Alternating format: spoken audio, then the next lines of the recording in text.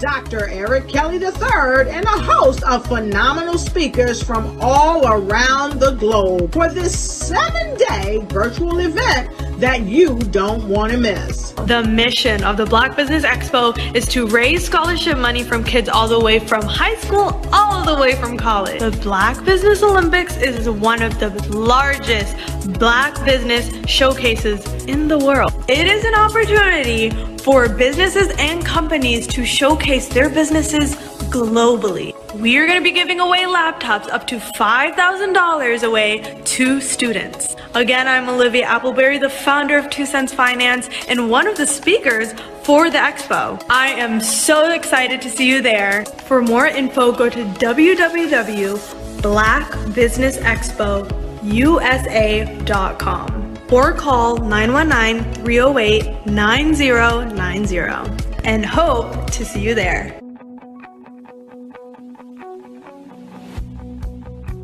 I am Black Business. From the moment I wake until the time I sleep. Yes, I am Black Business. I am Black Business.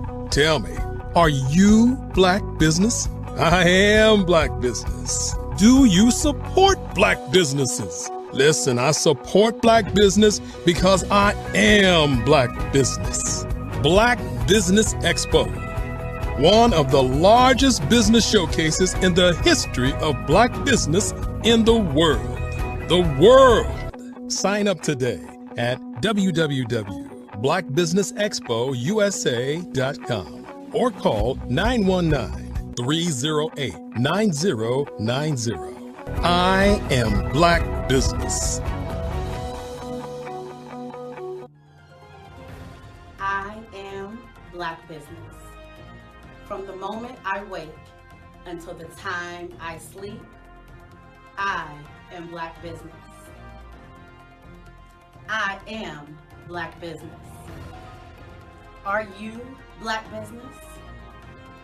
I am Black Business. Do you support Black businesses? I support Black business because I am Black business. Black Business Expo, one of the largest business showcases in the history of Black America in North Carolina. Sign up today at www.blackbusinessexpousa.com or call 919-380-9090. I am Black Business. I am Black Business. From the moment I wake until the time I sleep, I am Black Business. I am Black Business. Are you Black Business? I am Black Business. Do you support Black businesses? I support Black business because I am Black business. Black Business Expo, one of the largest business showcases in the history of Black America in North Carolina. Sign up today at www.blackbusinessexpousa.com or call 919-380-9090. I am Black Business. I am Black Business. From the moment I wake until the time I sleep, I am Black business. I am Black business. Are you Black business? I am Black business. Do you support Black businesses? I support Black business because I am Black business. Black Business Expo, one of the largest business showcases in the history of Black America in North Carolina. Sign up today at www.blackbusinessexpousa.com or call 919-380-9090. I am Black business. I am Black business.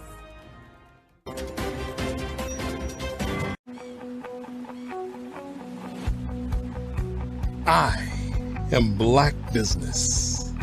From the moment I wake until the time I sleep.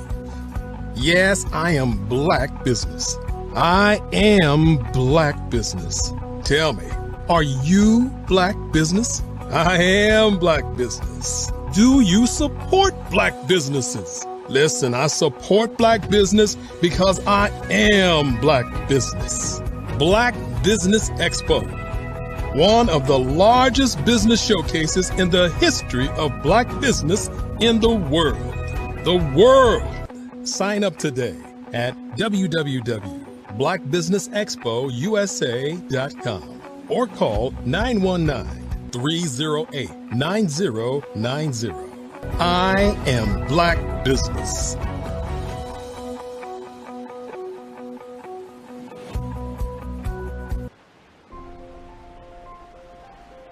What if you could build your own city? A place where every child can find nurturing people to help them achieve their full potential. A place where every adult can access job training support, where health education is abundant, where social justice ruled the land. A place without limitations. Welcome. You have arrived at STEM City USA. It is what every city should be. A safe and trusted community where you find people and resources to help you become everything you are and beyond. STEM City is unlike anything you have ever experienced. It is a digital twin of the world around you, only better. STEM City is about energy and soul renewal. It is more than a digital world. You can almost feel the power of live cultural events, music, and theater. STEM City promises a better future for children, with caring mentors and hands-on activities, with dedicated tutors to support our youth. STEM City is your passport to a healthy lifestyle, with weekly events addressing our community's many issues. STEM City is your financial well-being, with helpful information on wealth management, career advancement, job training, and so much more. STEM City is the community you deserve. It is the city where your dreams can come true. STEM City USA, a place in the sky that is accessible to all who reach for the stars.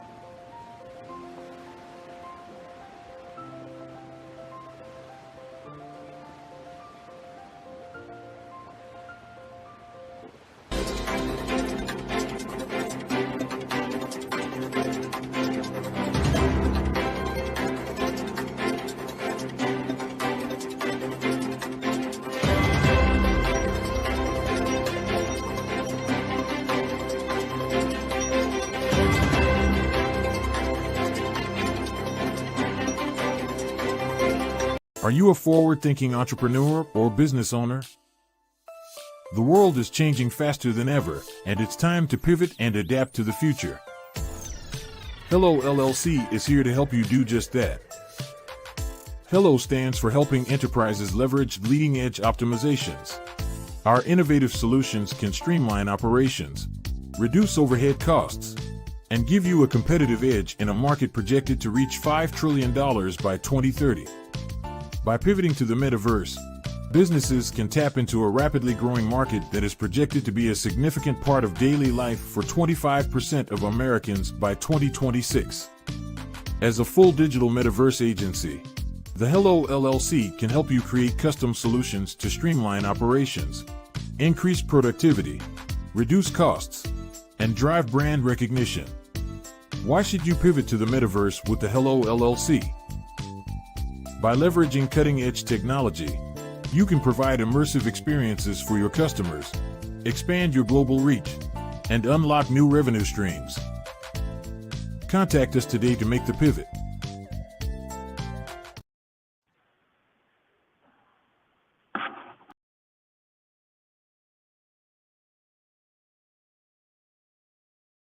Hello, ladies and gentlemen. Allow me to introduce myself. My name is Tara Bush, and I am the co-founder and COO of the Hello LLC, where our mantra is helping everyone live life optimally. And more importantly, helping entrepreneurs leverage leading-edge optimizations. We help businesses build, brand, automate, and pivot into the future. With over 22 years of corporate C-level experience, I carry a wealth of knowledge and expertise in my professional portfolio. My professional journey has encompassed various facets of business, executive leadership, project management, marketing, systems, space planning, and strategy implementation. I have had the pleasure of partnering with and managing multi-million-dollar projects for the top Fortune 500 companies, prestigious universities, and well-known sports teams around the world, like ExxonMobil, Apple, Samsung, Cisco, HP, Ziegler Cooper, the Houston Astros, the Dallas Cowboys, Bank of America, and Vanderbilt University. What fuels my drive is a passion for innovation and creativity that knows no bounds. I thrive on pushing the boundaries and thinking outside the box to bring fresh, ingenious ideas to the forefront. I turn visions into reality. As a leader, I am a steadfast advocate for integrity and creativity. I am driven by a profound desire to help individuals and businesses create their own return on time investment while leveraging technology. At the Hello LLC, we are more than just a 3D digital marketing agency. We are a community committed to helping, building, and thriving together with integrity. We can either show you, teach you, or do it for you. We believe in the power of innovation to transform the status quo. My fellow professional powerhouses, in the spirit of abundance, I firmly believe that there is enough prosperity in this world for all of us to thrive together. So, I invite you to make the pivot because the future is already here.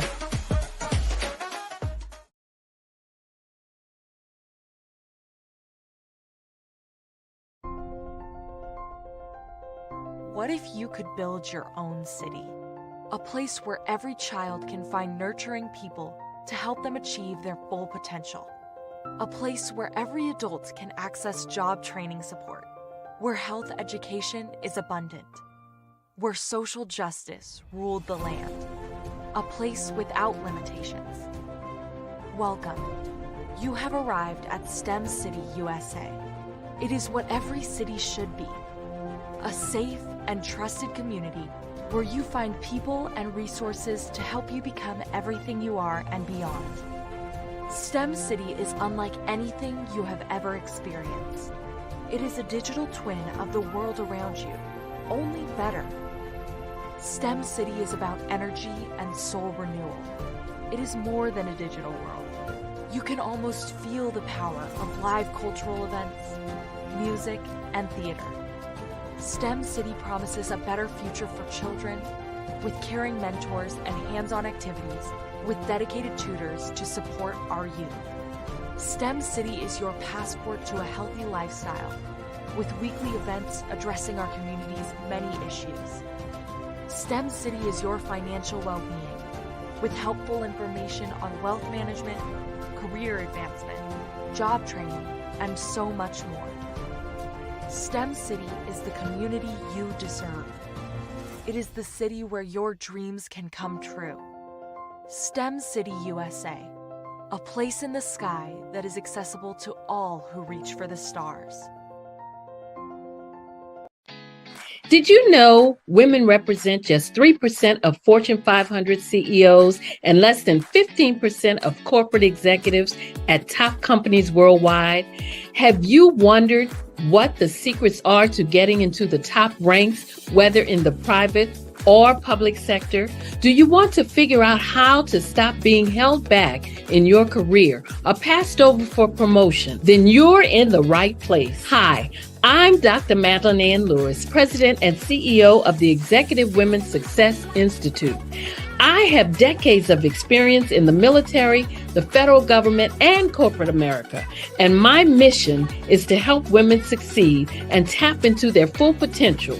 I want to reach 1 million+ women around the world to become the leaders they are meant to be. So if you want to move into a management or executive level position, or maybe you are a female veteran transitioning out of the military into business entrepreneurship, then reach out to the Executive Women's Success Institute at 301-693-3284. Let us get you on the fast track to success.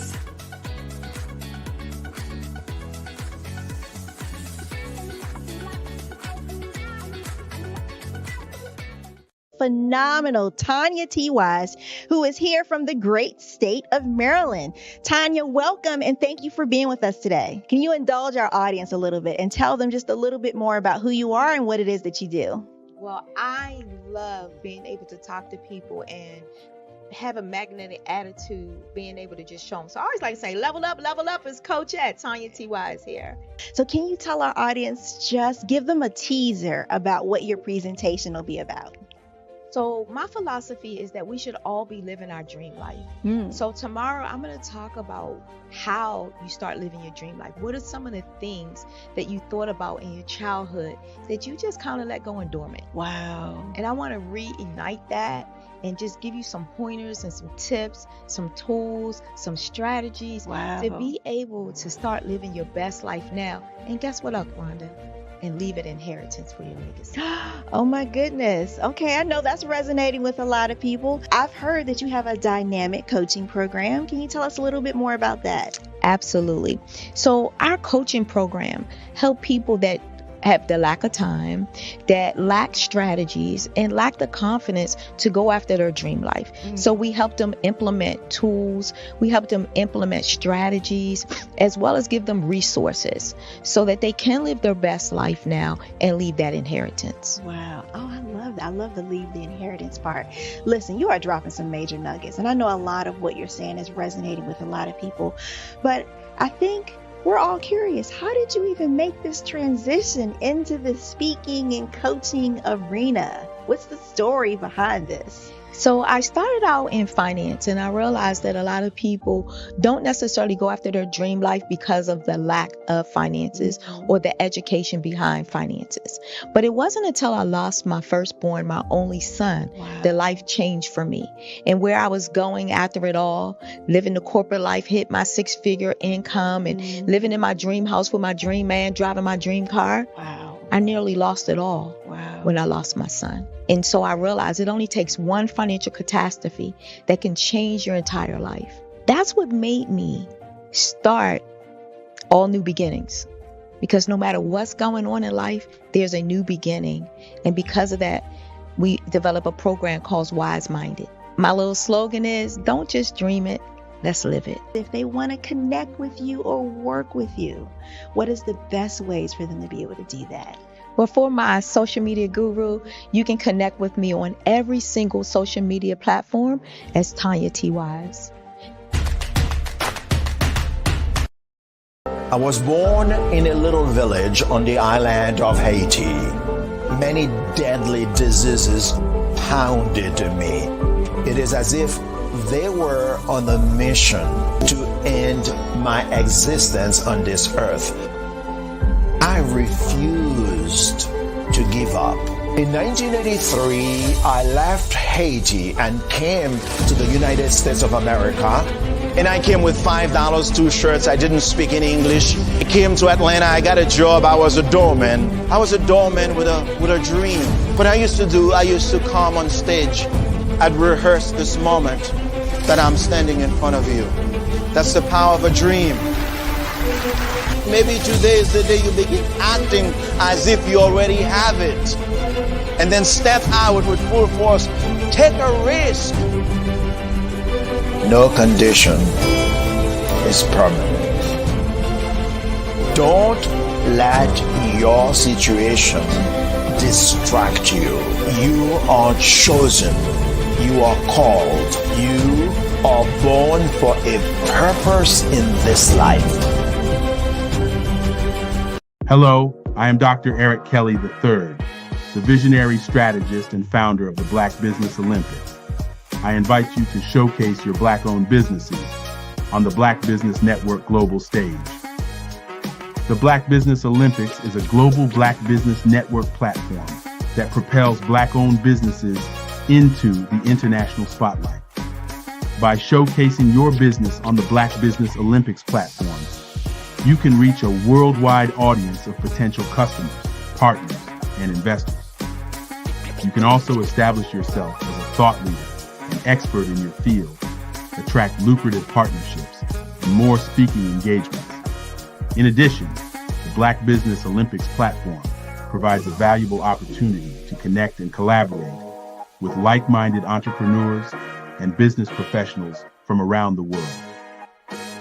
This can lead to new business opportunities, ideas, and relationships.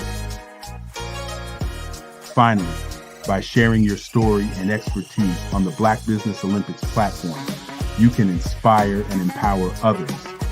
This is a powerful way to make a positive impact on the world and leave a lasting legacy. If you are a Black-owned business owner, I encourage you to seize the opportunity to showcase your business on the Black Business Olympics platform. It is a once-in-a-lifetime opportunity to make an indelible mark on the world. Be one of the 1,000 visionary entrepreneurs who are changing students' lives, shaping industries, and leaving an unforgettable legacy for their families. Unleash your voice on our global stage and watch your business thrive. Black Business Olympics is one of the largest Black business showcases in the history of Black business in the world. Yes, the entire world. Just give me a call today at 919-308-9090.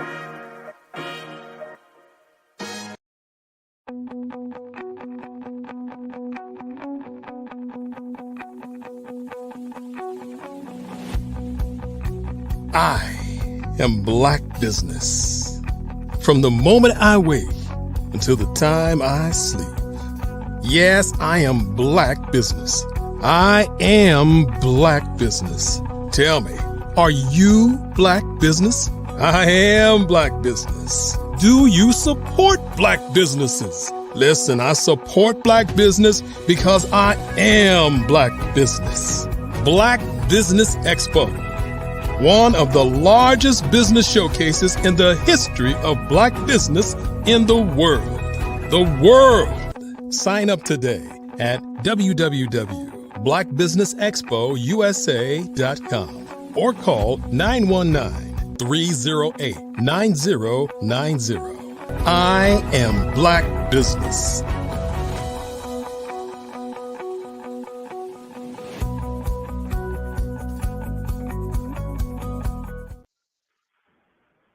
Good afternoon, business owners, entrepreneurs, thought leaders, and corporations. Welcome to the Black Business Network. My name is Lawrence Nichols of LTN Enterprises, LLC, home of LTN Leaders Who Win. I am your business moderator for this afternoon on the Black Business Network. The Black Business Network is a 24-hour business network showcasing Black businesses, business owners, entrepreneurs, and thought leaders worldwide. We have speakers from North Carolina, London, Singapore, Africa, Japan, and cities all over the United States. The Black Business Network is a global community sharing its business knowledge to empower, inspire, and educate businesses about business. Our first speaker is Toria Howard. She launched her real estate investment company, Exquisite Dreams Properties, in July of 2020. She became fully licensed in real estate in January 2021. Her passion is for helping people that and coaching them in financial literacy. She was born and raised in Detroit, Michigan, went to Michigan State University, graduating with a bachelor's in 2003. After graduating, she decided to take her talents in education. She received her master's degree in education from Wayne State University in 2007, and from there moved to Champaign, Illinois, where she taught high school English and coached girls basketball. After leaving Champaign, Illinois, she moved to Memphis, Tennessee, where she got married to Ronnie Howard and inherited 3 princesses and one of her own. After 15 years in education, she decided to pursue her dream in the real estate industry. She is still in the education field, teaching middle school students. However, commercial and business funding is what enabled her to expand her reach, support more business owners. Her passion is to serve as many people as she can, working to redevelop once forgotten neighborhoods.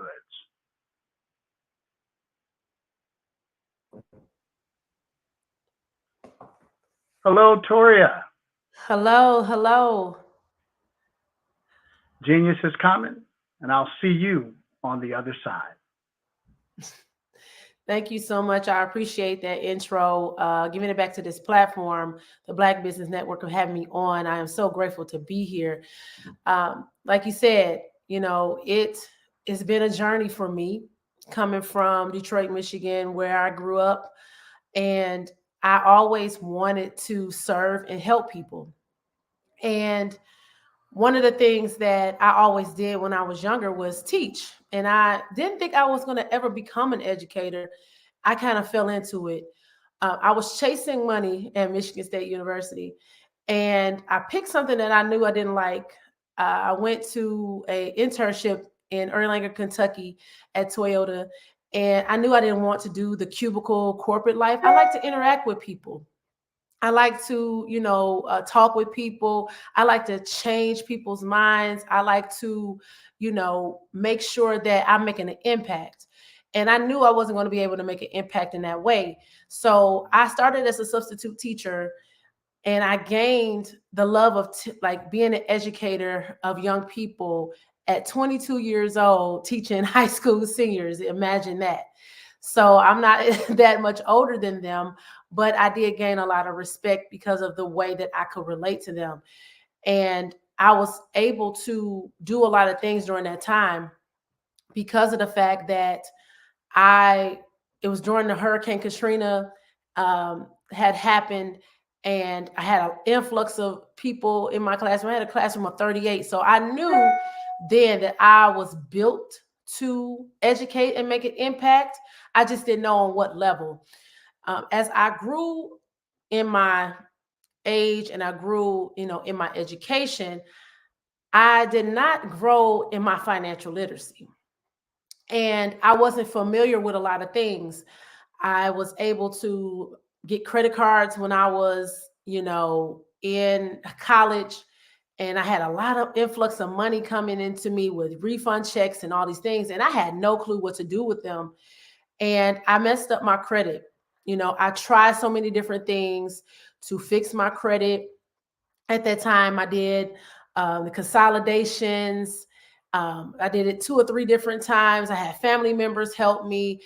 And I finally got it together, and I was able to purchase a home in 2010. Now, if I had the financial literacy enough, I would have been able to do way more with that home because I got it at a good price. I bought a 4-bedroom, 2-bathroom home for $150,000. And that is, and it's 2,600 square feet. So at that time, that was a great price, and still is. And now that house is worth like 3 to 4 times more than what that is now. So I didn't have the education enough to really utilize the real estate that I have and realize what I had at that moment. And once again, I went back into old habits, old spending habits, doing the things that I knew was reckless.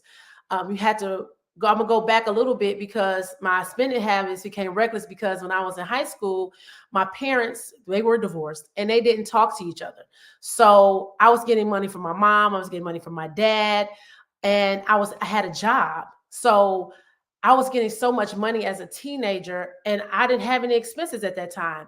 So I was always at the mall, always going out to eat with my friends. And I'm not talking about McDonald's. We're talking about real restaurants like Red Lobster and seafood restaurants, like stuff that you're going to spend $30, $40 a plate. As a teenager, I was doing those things. So I kept up with those same habits throughout my 20s. And once I started paying bills, it started to come back and bite me. And when I bought my house, it started to come back and bite me. And I didn't have the financial literacy enough to use my credit and use my home to further invest. So at this moment, I'm still in education. I'm getting paid more, but my paychecks are getting slimmer because of the fact that I had poor spending habits.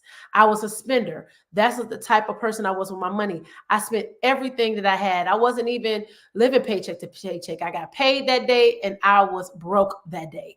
And I knew something had to change. But of course, in the midst of that, I was still doing the same things because nothing had hit me to the point where I needed to change. I had a home, I had a car, so nothing happened.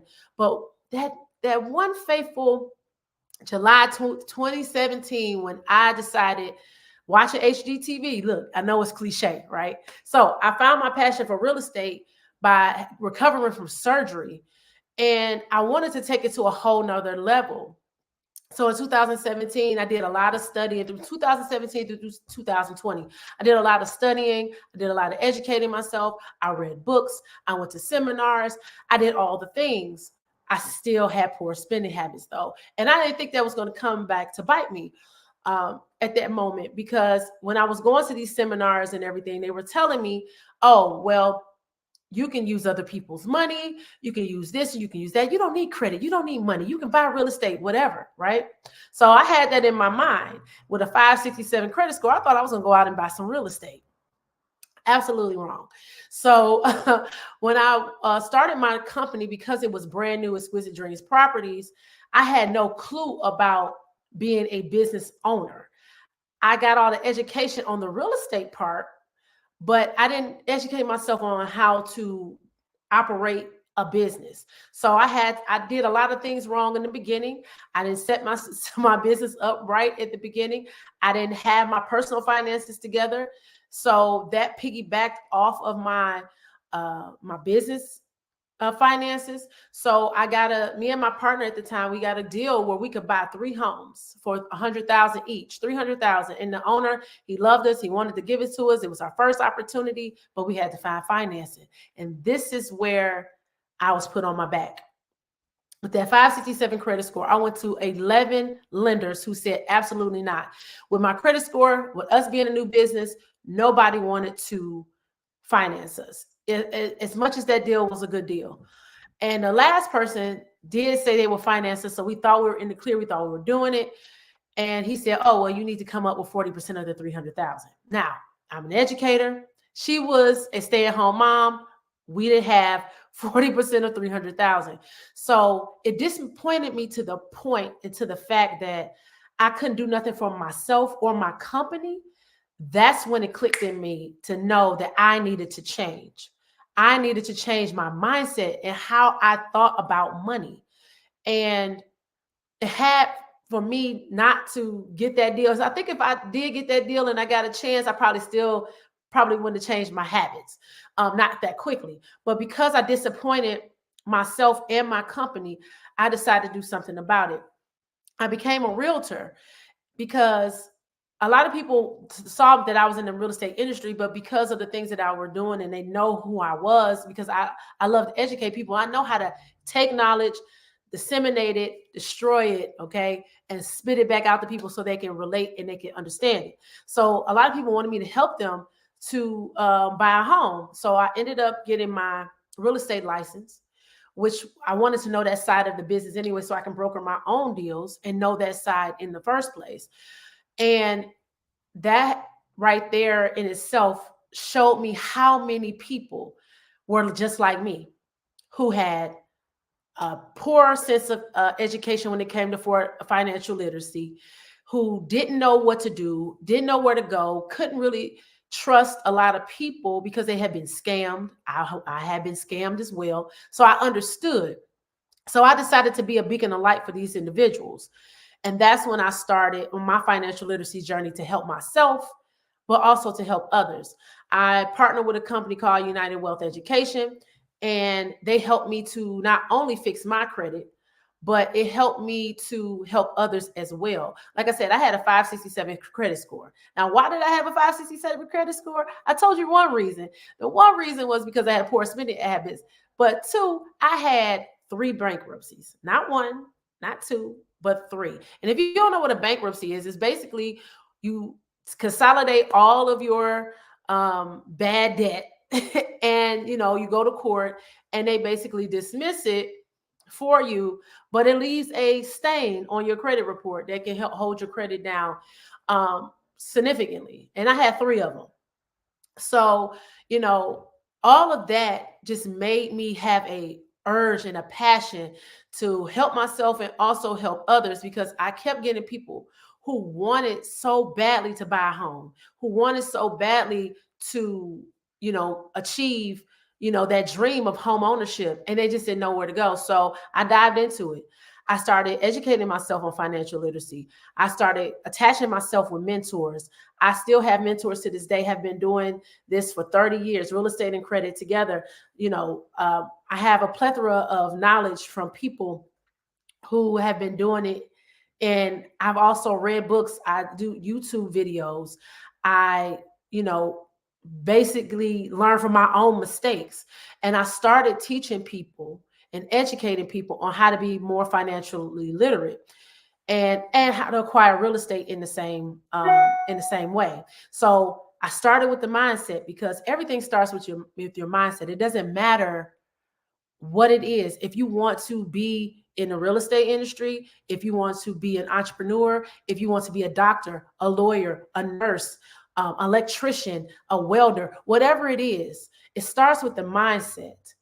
And your mindset has to be set on a particular goal. And once that particular goal is set, you have to have discipline. And that's one of the things that I was lacking, discipline. I know discipline is like, oh my God, like a terrible word. Like it feels like you're getting beat, right?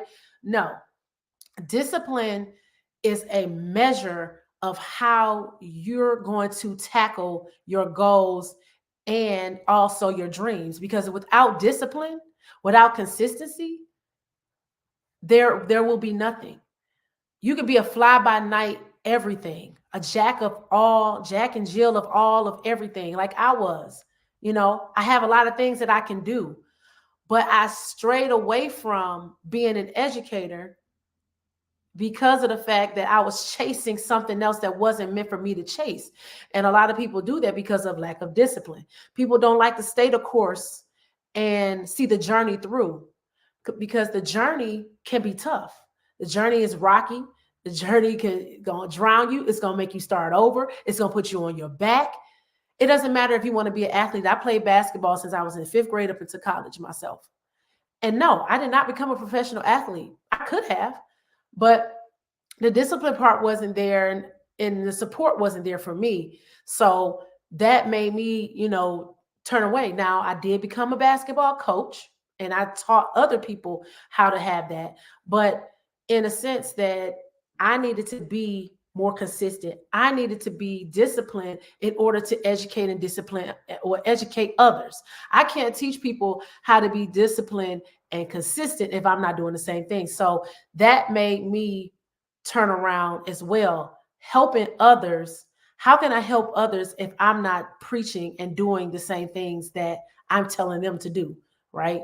So all in all, during this journey that I'm still on, I've learned quite a few things. That your mindset is powerful.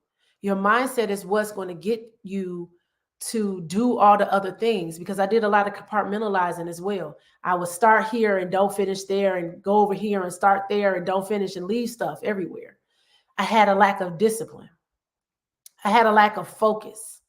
And I had to refocus myself in order for me to be able to be a beacon of light for the people that were in the dark. And that's what it is. You have to, when you're thinking about becoming an entrepreneur, becoming a professional, becoming whatever it is, you have to think of serving first. Serving, impact, then money. Serving, impact, and then money. A lot of people just want the money, and that's fine if that's what you want. But how are you serving? How are you making an impact? The more that you serve, the more that you make an impact, the more that you solve problems, the more money you make.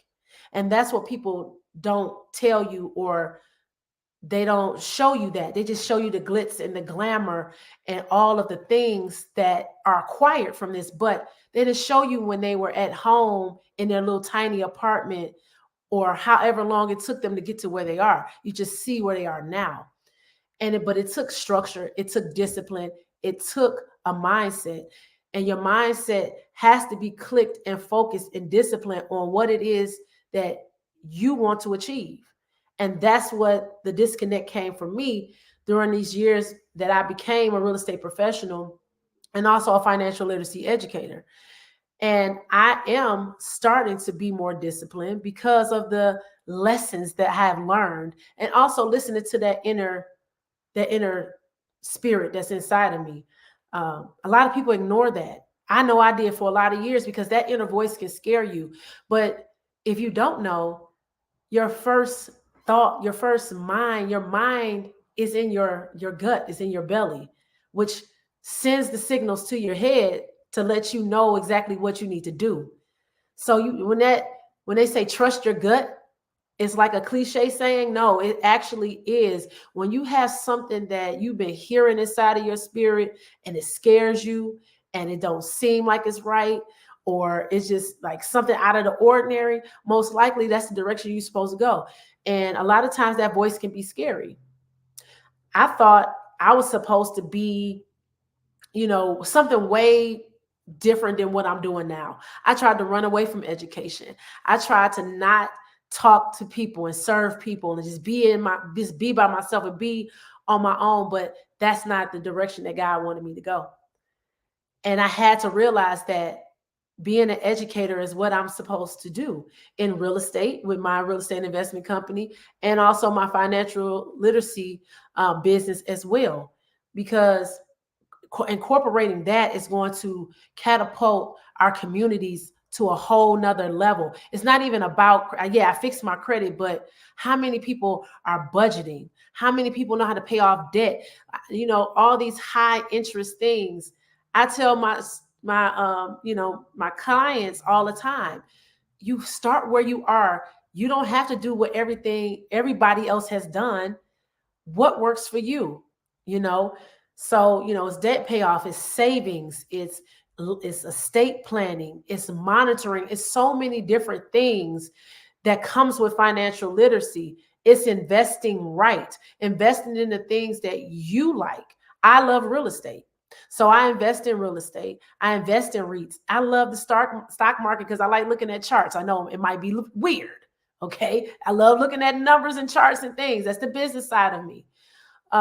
But that excites me, looking at the numbers grow and how they can move and how you can make money minute by minute. That excites me. So you have to figure out first and foremost, when it comes to your mindset, is what is your talent? What do you have? What do you possess? What is in your hands? Everybody has been given a God-given talent. What do you possess in your hands that you know that you are good at, that you can do without even breaking a sweat? For me, I knew it was educating people.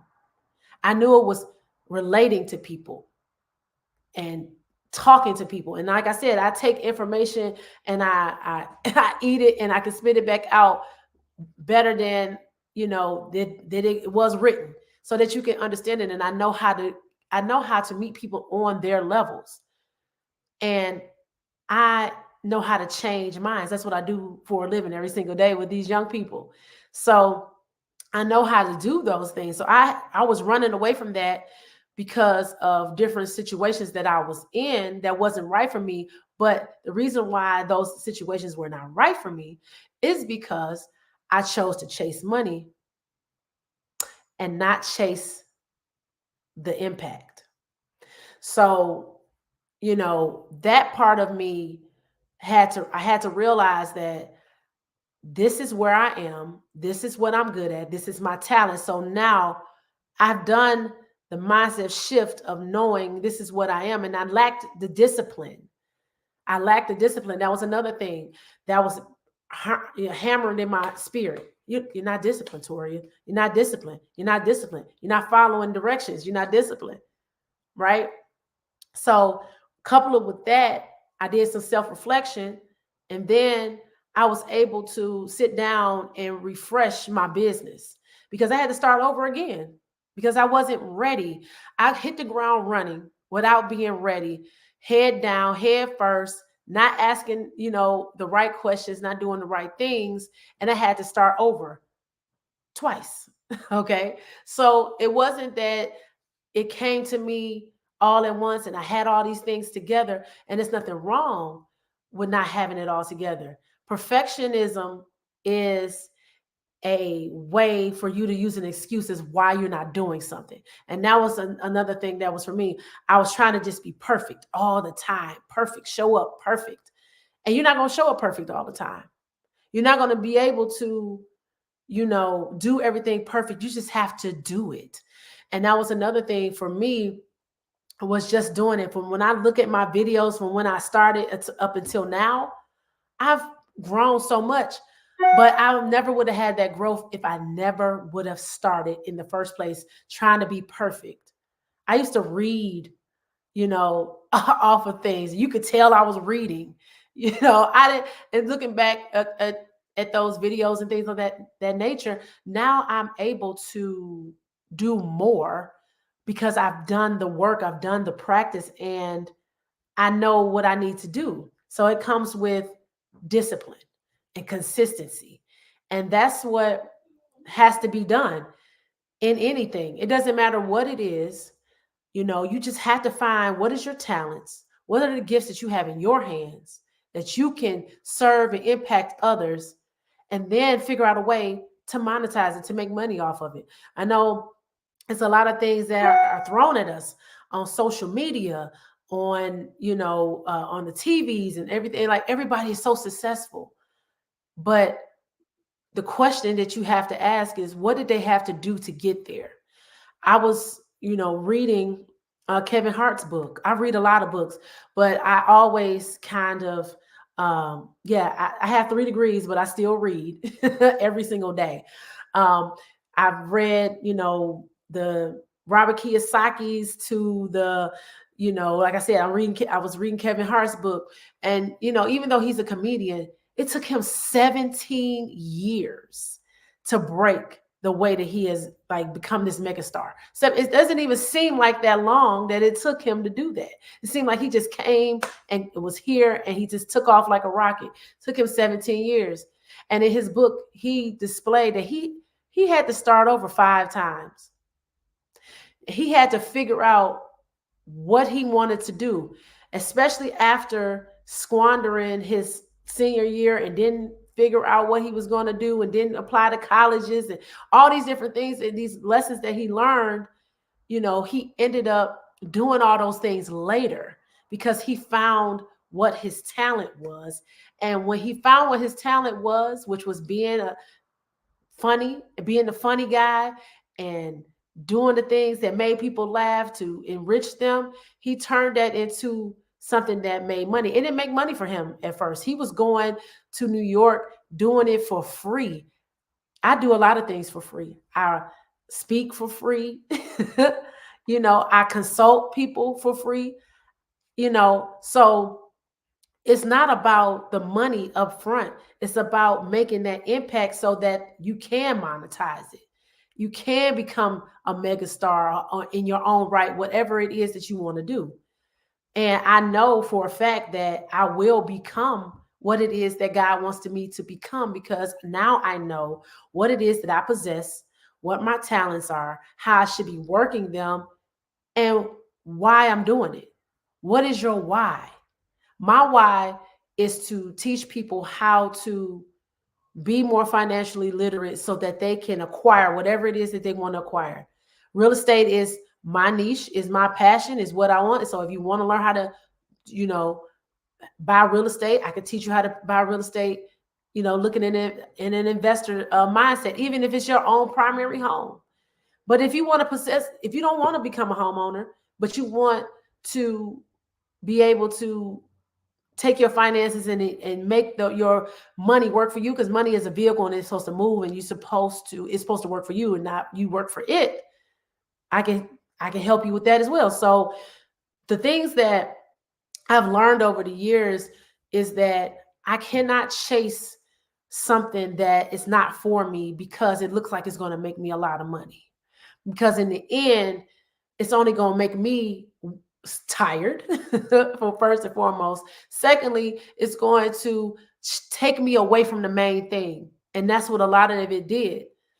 I started chasing a lot of different things that took me away from the main thing, which was real estate, which was my real estate investment company and my financial literacy education, because that was important for my business to be able to grow, to scale. Me not being financially literate has held me back for a few years because I refuse to change. I refuse to be disciplined. I refuse to be consistent. And that is what I want my clients to understand, that it's not going to be an easy road. It is a journey. It's going to have some ups and downs, some ebbs and flows, some stoppages, some starting over, whatever it is, and just be okay with that. And it's okay to start over. But understand that you get to the point where you know you have to do something different, but don't wait until the point where I had to embarrass myself. It seems like I can say I embarrassed myself now, but it was more or less, I felt bad for my company, that I could not do nothing for my company. I couldn't do nothing for myself. I couldn't even go out and buy a car if I wanted to. So at that moment, it made me realize that I had to change. So, that discipline, that consistency has done wonders for me, and I'm going to keep on charging with that.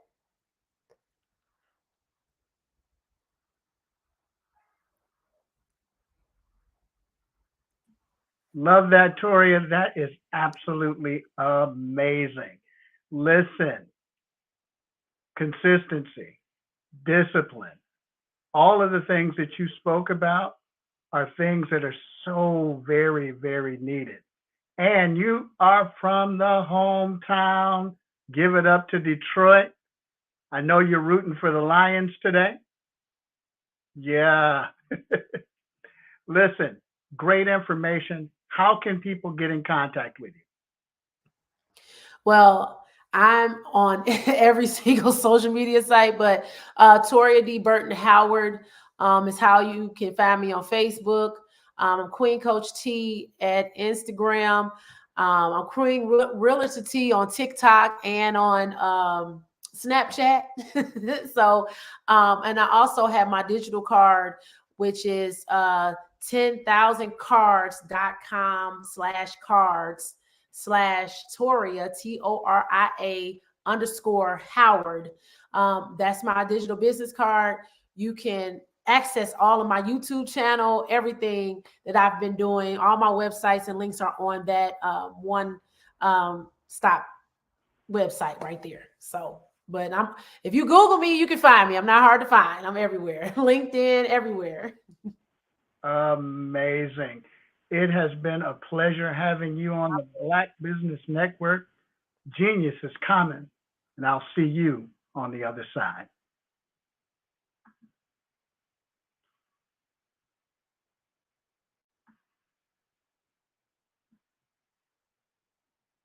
The Black Business Expo's mission is to raise funds for high school seniors going to college or K through 12 entrepreneurs. This expo is a fundraiser for students. You may go to www.blackbusinessexpousa.com to donate to the scholarship fund, or use the Cash App that's on the screen below at hashtag BBXUSA.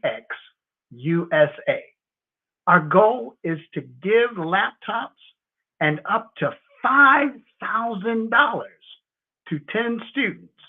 Students can register online at www.blackbusinessexpousa.com. Every dollar counts, so we want to remind you to donate to the scholarship fund. We want to thank our Black Business Expo USA sponsors for December 2023. NC 100, Moody Capital Partners, Suede Soul, The Hello LLC, Lotus Richer Coaching and Training, Carolina, Virginia Minority Supplier Development Council, Step Management, 5-Star BDM Media, Barbara H. Smith LLC, Margie McLean Foundation Incorporated, Genius is Common, Earth Essentials, Milani Shani Global, Executive Women's Success Institute, The Quality Coaching Company, Superwoman Business Services, Creative Force Studios, Lee Entertainment, Artistic App Design, Black Business Expo USA. Genius is Common, and I'll see you on the other side.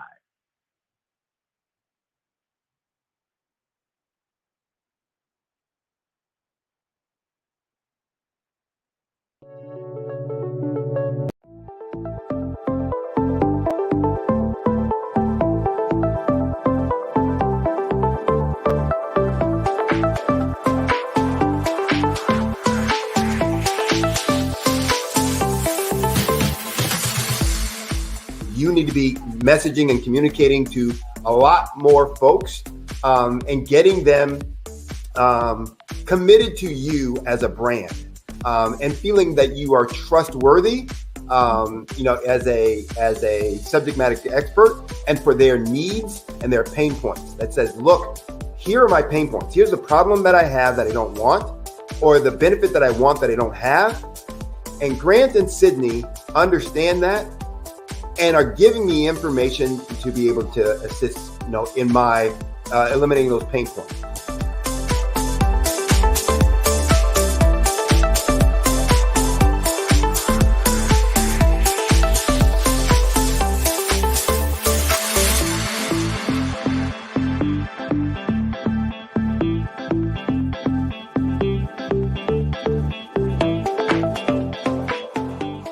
You're going to get a lot out of this workshop.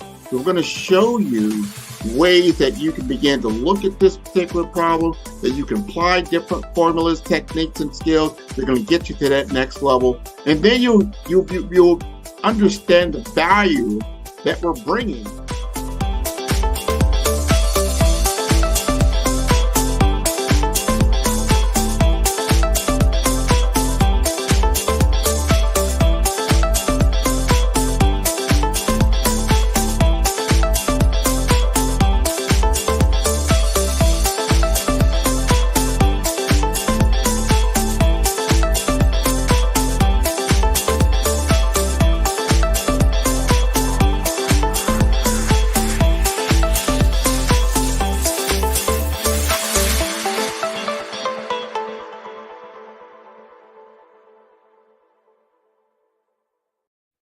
Hey everyone, it's Grant McGaw, CEO of 5-Star BDM and host of the award-winning Follow the Brand podcast and TV series, where I help you to build a 5-star brand that people will follow.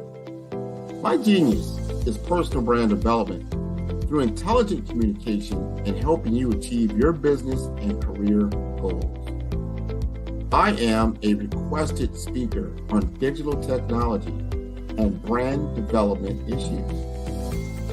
I want to work with you to increase the value of your current opportunities while attracting new ones.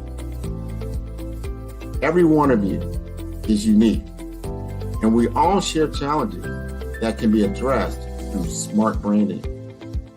As a superconnector, I work with you as an executive coach to guide you along the complicated business and career development road, providing the enhancement tools and information you need to succeed. Together, I will help you succeed in today's challenging business climate. I will evaluate and measure your progress. Best of all, I am right alongside you every step of the way.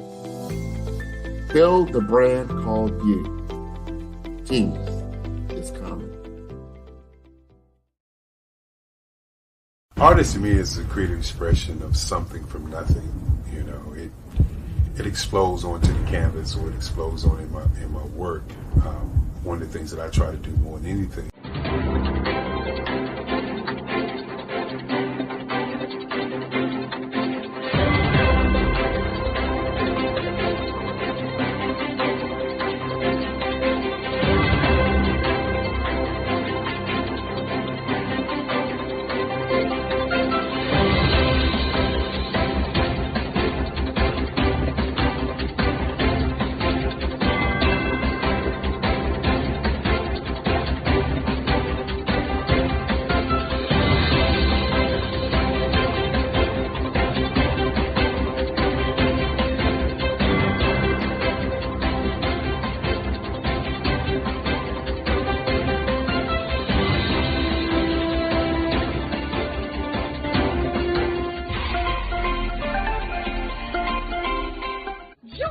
Dr. Eric Kelly III and a host of phenomenal speakers from all around the globe for this 7-day virtual event that you don't want to miss. The mission of the Black Business Expo is to raise scholarship money from kids all the way from high school, all the way from college. The Black Business Olympics is one of the largest Black business showcases in the world. It is an opportunity for businesses and companies to showcase their businesses globally. We are going to be giving away laptops up to $5,000 away to students. Again, I'm Olivia Appleberry, the founder of 2 Cents Finance and one of the speakers for the expo. I am so excited to see you there. For more info, go to www.blackbusinessexpousa.com or call 919-308-9090 and hope to see you there. Artist to me is a creative expression of something from nothing. You know, it explodes onto the canvas, or it explodes on in my work.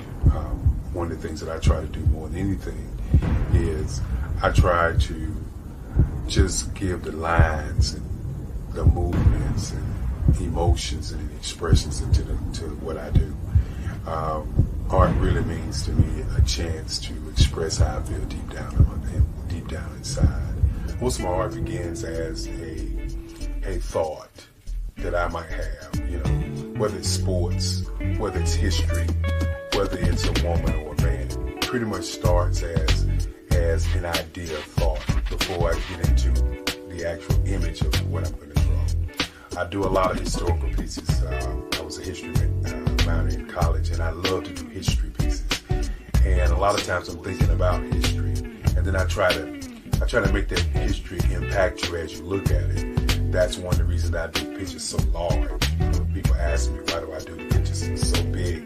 And I tell them, I want the piece to impact them as they're looking at it, to kind of dominate them, dominate their space.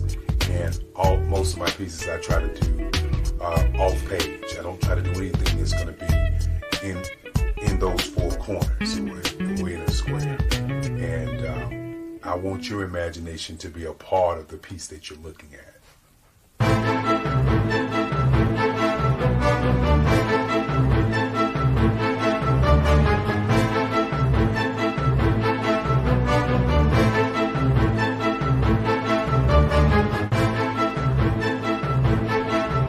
The way I feel when I'm drawing, when I'm creating something, is I feel free. I feel like there is an anticipation of something that's going to come. I try not to draw first. I try to draw second. And what I mean by that is I try to allow myself to kind of get into the piece and just relax.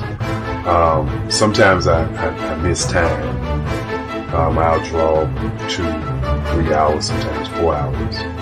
And while I'm drawing, it's just a free. I just feel free. I mean, I feel like time stands still.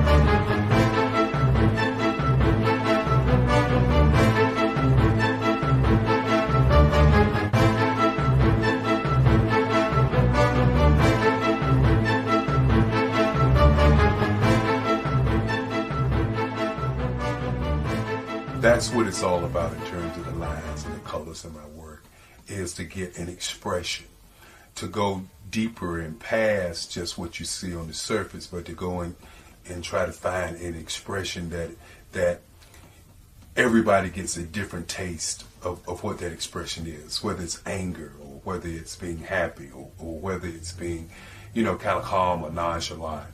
That expression that people take away from the piece is the most important part of what I do as an artist.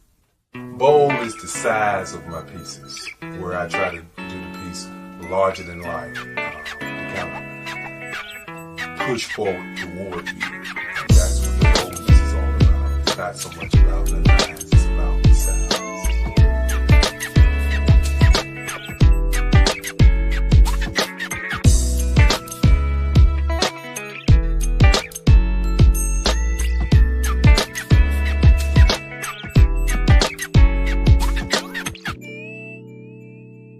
The Face of Change art show is inspired by my mother, but more importantly, it's a historical moment in time as the pieces depict different emotions and expressions of Barack Obama. The 44th president is indicative of the 44 pieces of art that I have done in this particular collection. When you begin to think about expressions and portraits, this is a portrait gallery of expressions of what transpired as Barack Obama ran for office. Some of the pictures are abstract and some are expressionistic. And I combine both of those forms of art to create this collection of art pieces.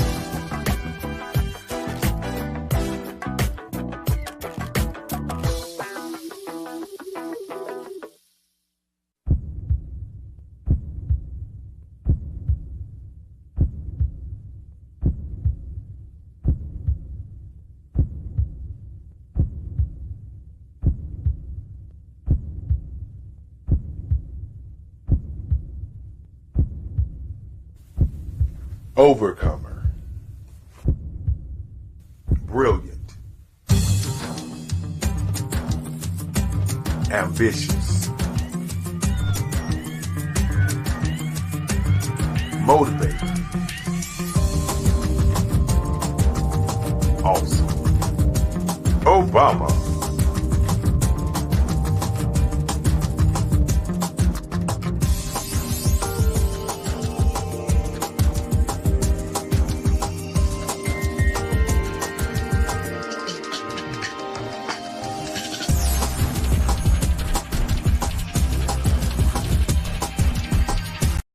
I am from Washington, D.C., but I was raised in Durham, North Carolina.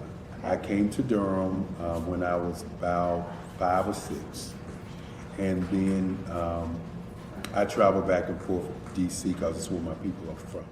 One of the unique things about my family is my mother, she's also an artist. She does quilting, and she does a lot of artistic things, and then my son, he draws with both hands, his right hand and his left hand like I do.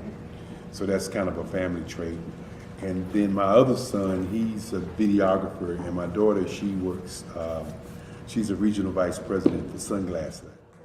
When you start out drawing and sketching, you want to continue to explore, you know, each avenue. I do pastels, I do pen and ink, I do painting, I do acrylics. I haven't done oils yet, but I try to do all facets of art. What I say to a lot of times to people is, you know, you can't put yourself in a box when you're an artist. You have to explore. And over the course of my life, I've tried to explore different mediums. I also do sculpture as well. I choose my subjects by the intensity that they have in their faces, or the intensity that somebody is moving, because I do more than portrait drawings. I also do I do abstract, and then I do figurative drawing also. Well, what happened in this particular show is that I started out trying to come up with something that would be a little bit different than what everybody else is doing.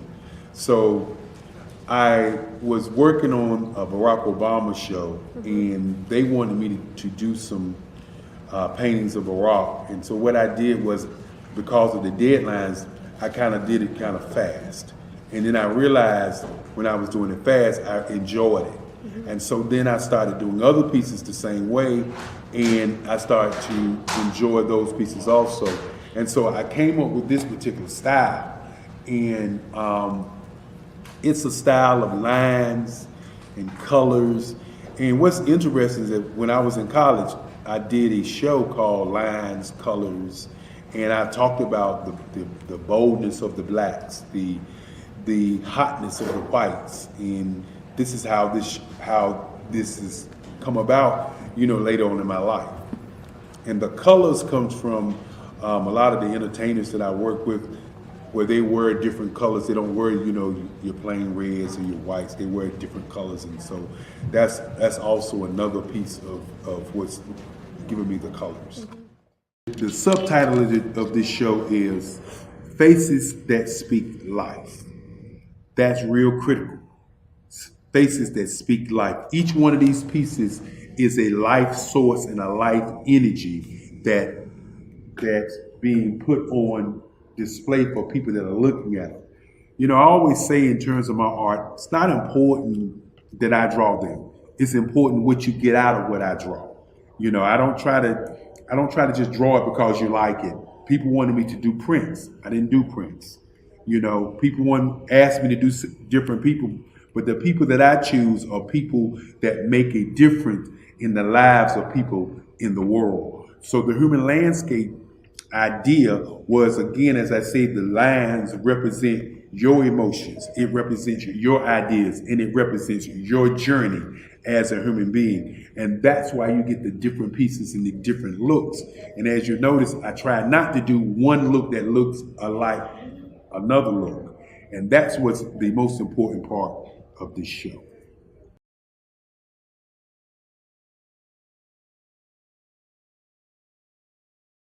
Art to me is a creative expression of something from nothing. You know, it explodes onto the canvas, or it explodes on in my work. One of the things that I try to do more than anything is I try to just give the lines and the movements and emotions and expressions into what I do. Art really means to me a chance to express how I feel deep down inside.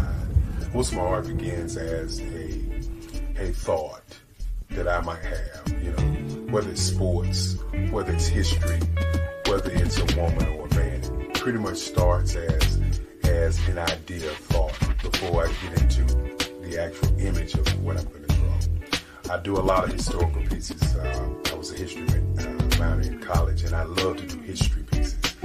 And a lot of times I'm thinking about history, and then I try to make that history impact you as you look at it. That's one of the reasons I do pictures so large. You know, people ask me, why do I do pictures so big? And I tell them, I want the piece to impact them as they're looking at it. To kind of dominate them, dominate their space.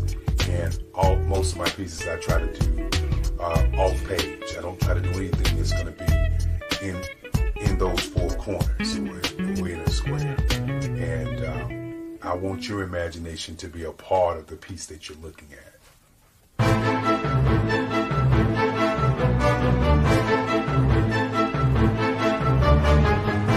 Over the past few years, we've seen the growth of existing and new initiatives focused on financial inclusion, building global networks, and reducing the wealth gap in response to the idea there's not enough seats at the table.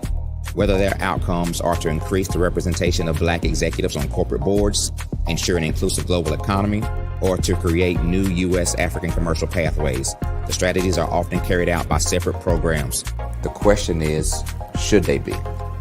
With the continent of Africa being home to more than half of the world's fastest growing economies, the youngest workforce, over 400 companies generating more than $1 billion annually, 700 generating more than $500 million annually that are poised for growth, and being the destination of nearly $5 billion in venture capital in 2021.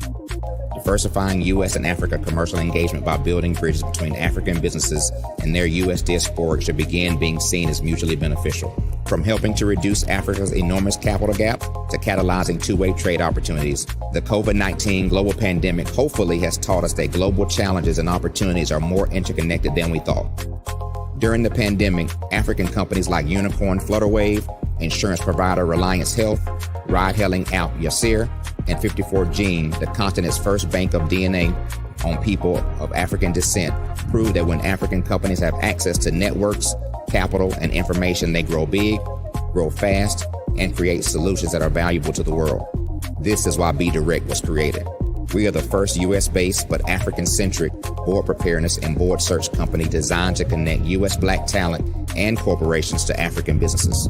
Unique and fundamental to Be Direct's success is our process of helping board candidates adapt their experience and networks to an African context before they're connected to high-growth companies that are looking to locally and globally scale. From our focus groups with African business execs and government leaders, we don't ignore the sentiment that business is easy, but people are hard. Having a pool of board candidates with hard-to-access networks and extensive experience across the business life cycle, including successfully raising capital, is table stakes for an initiative like this. So yes, we have that. But corporate or entrepreneurial success in the U.S. does not guarantee success in Africa. Developed alongside industry partners on the continent, our training program, Be Direct Prep, is designed to transpose their experience to create cultural comfort, understanding, and a commitment to helping businesses in Africa scale. Our board governance sessions are African, continental, and country-specific, integrated with cultural awareness and dexterity training, masterclasses led by African industry execs, and mentoring coaching from African continental-based facilitators. But even more unique to Be Direct Prep, we cap off our training program with an immersion trip to help candidates that have not been to Africa before see and feel Africa's complexity and opportunity from African soil. We all know traditional network-based board placement has historically left a lot of us out of ever really being in the paid board pipeline. Our strategy supports the work of many great organizations that are successfully filling seats at U.S. board tables by creating more tables for those that are still left on the sideline. It's time to start seeing the role and value of U.S. Black talent and businesses on the continent of Africa differently. Old perceptions and habits limit economic inclusion. Let's transition Black talent and the African businesses they will support from the periphery of the global economy to its core. Living in a global lockdown, we all know now how fast local and global economies can change, and see the value of having businesses that hire, strengthen local value chains, and even grow globally. Status quo in any form holds back progress. We must democratize U.S.-Africa commercial engagement by socially and economically connecting cultures that have long been disconnected. It's time for Africa's U.S. diaspora to redefine their global value by helping African businesses scale continentally and globally. You are in the right place at the right time.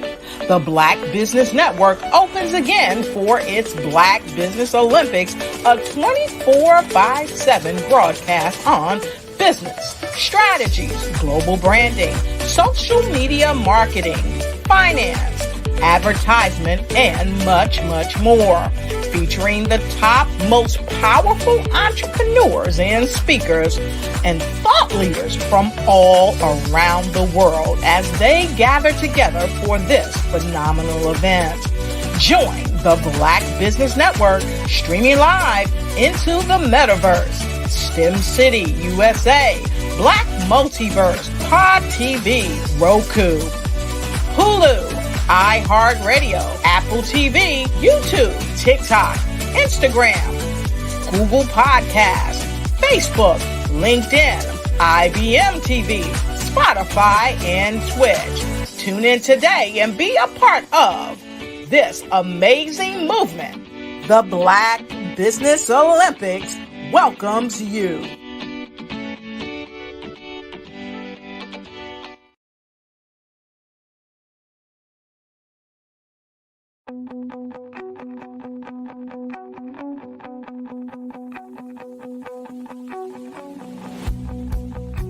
I am Black Business. From the moment I wake until the time I sleep. Yes, I am Black Business. I am Black Business. Tell me, are you Black Business? I am Black Business. Do you support Black businesses? Listen, I support Black business because I am Black Business. Black Business Expo, one of the largest business showcases in the history of Black business in the world. The world! Sign up today at www.blackbusinessexpousa.com or call 919-308-9090. I am Black Business.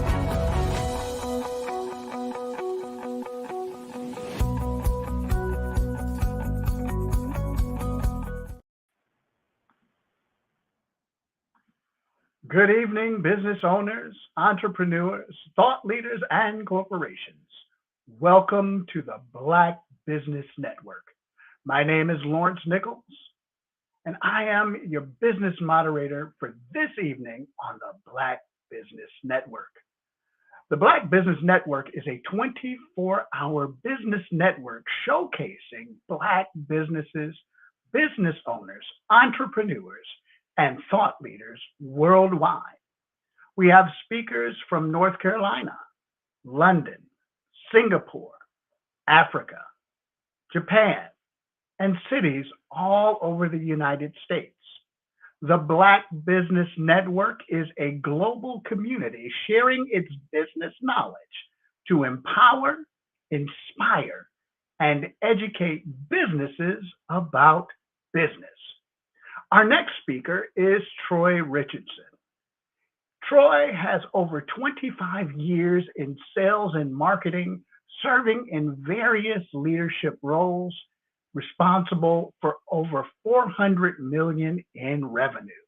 He's a global speaker, with Global Inspirational Vessel, also a global health advocate, sustainable farming and plant-based living. He's a United States Air Force veteran. He is president of RCG LLC and RCG Media Group, developing TV and film projects and stage plays. He's an executive board member for 3 nonprofits, and he is a licensed financial professional.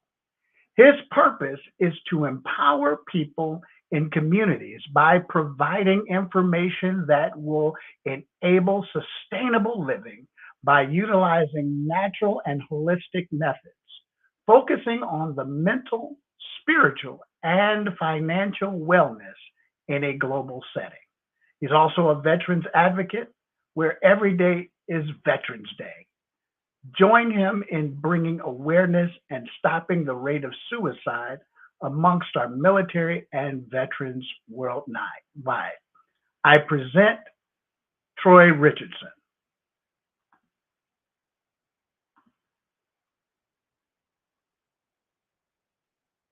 Good evening, Troy. Got you on mute.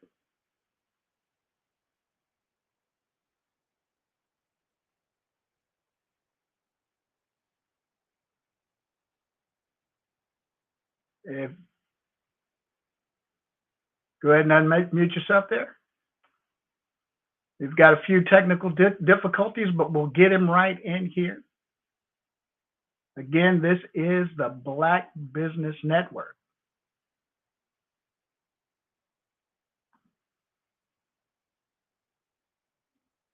And we want to welcome you here again as we work through this.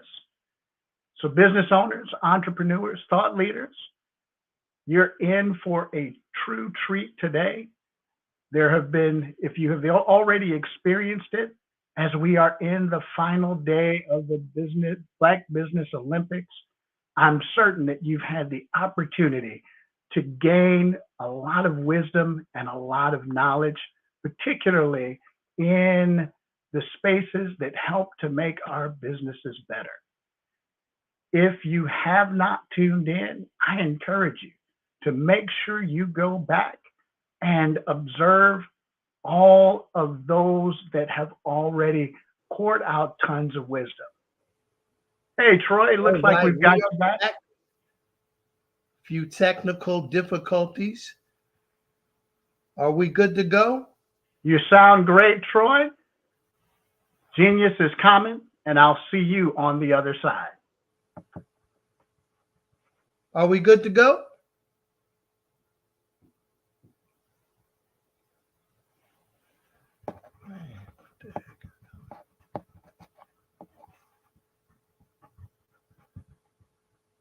Hello, can you guys hear me out there? Hey, Troy, we've got you. You're loud and clear. Okay, just wanted to make sure. All righty. Genius is coming, and we'll see you on the other side. Yes, you shall. Yes, you shall. Well, good evening, world, and to the Black Business Olympics family and colleagues. This is such an honor and a blessing to be speaking with you on Christmas Eve 2023 as we get ready for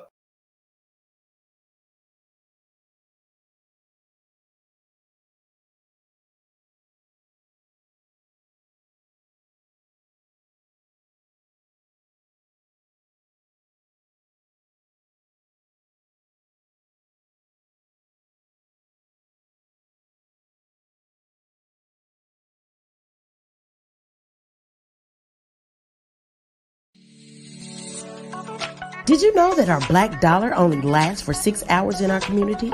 Yet other communities, their dollars last for 19 to 30 days.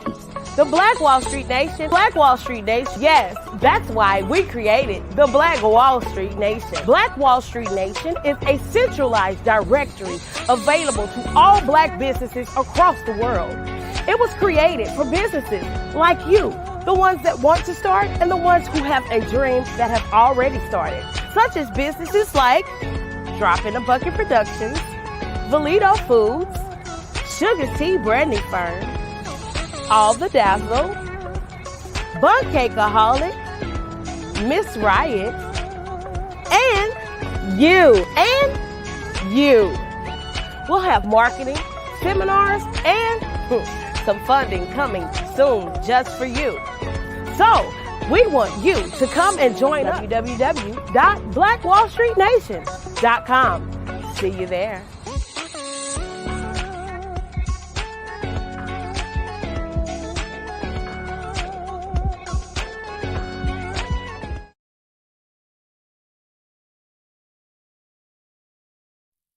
It's your time to ignite and take flight in every area of your life with the new Ignite and Take Flight Planner 2024. It's time for you to seize the year with your great new planner. You see, this planner is designed for every entrepreneur to pursue strategic planning that cultivates. Hey there, Troy. All right. Again, such an honor, such a privilege to be here with the Black Business Olympic family, and just a true blessing. And I want to mention something very powerful in my life, and that's care, right? They say people don't care how much you know until they know how much you care. And for me, care means the collaborations, the acceleration, the revelation, and the elevation of your mindset, of your relationships, of your businesses.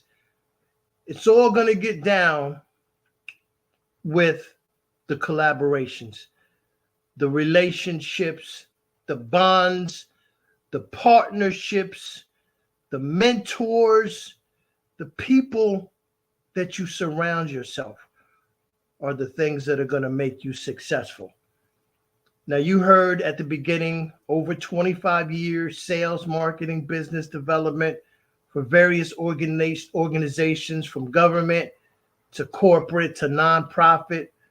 I've been able to go into a few different spaces and use my skill set, which is relationship building, building connections at the right levels, at the right layers, that have turned into over $400 million in revenue, not for RCG, but for other companies.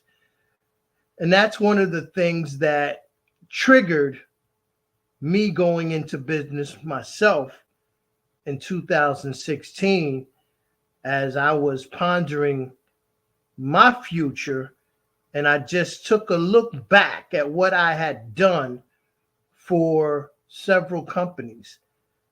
And at that time, it was over $300 million that I had produced in revenue. And I was making good six figures, don't get me wrong, but I wasn't making that CEO type of money that I was bringing in for these other CEOs, right? And other executives. So I put my head together and I just said, well, listen, Troy, if you could do it for these folks with all the relationships that you built over the years, there's no doubt that you could do it on your own. So I set out and I talked to some of my mentors, my leaders in my life, and came up with a strategy. And we released it in 2016 in consulting, talking with companies about how to increase their sales revenue through relationship building. What's going to set you apart from others, right? And I always tell people, there's only one you, right? Don't try to manufacture another version of someone else that you might like the way that they've been successful. You might like their presentation. You might like the way they say certain words, and that's fine. That's a motivating thing for you. It's inspiring, but at the same time, you've got to be you. You've got to use everything that you were born with, those characteristics that set you apart as a little baby, right? As a child, a youth growing up, right? There were certain things that you did differently than others, and it's the same thing to this day. There are just certain things that somebody's going to do a little bit differently than you, right? They're going to say it a little bit differently than you, but it all comes down to communication, right? Expressing what you're trying to get across to someone. And sometimes you just have to tell them. You just have to tell them, Mr. Purchaser, listen, we want your business. And this is the reason why you should give us an opportunity for your business. And you just lay it out. You just lay it out plain and simple. Don't try to dress it up too fancy. Maybe sometimes dress it up. Those nice presentations, they are effective. But at the end of the day, it's all going to come down to you. And if they are trusting in what you're telling them, and if it's credible, right? But it all comes from relationships. I used to work on large government contracts where it took a team to win those contracts.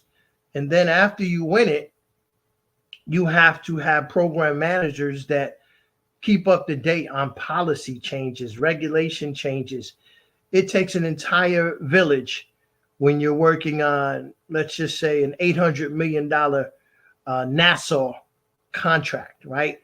It's so many people involved that you just cannot do that alone. And sometimes our egos get involved, right? I'm the CEO, I'm the president of the company.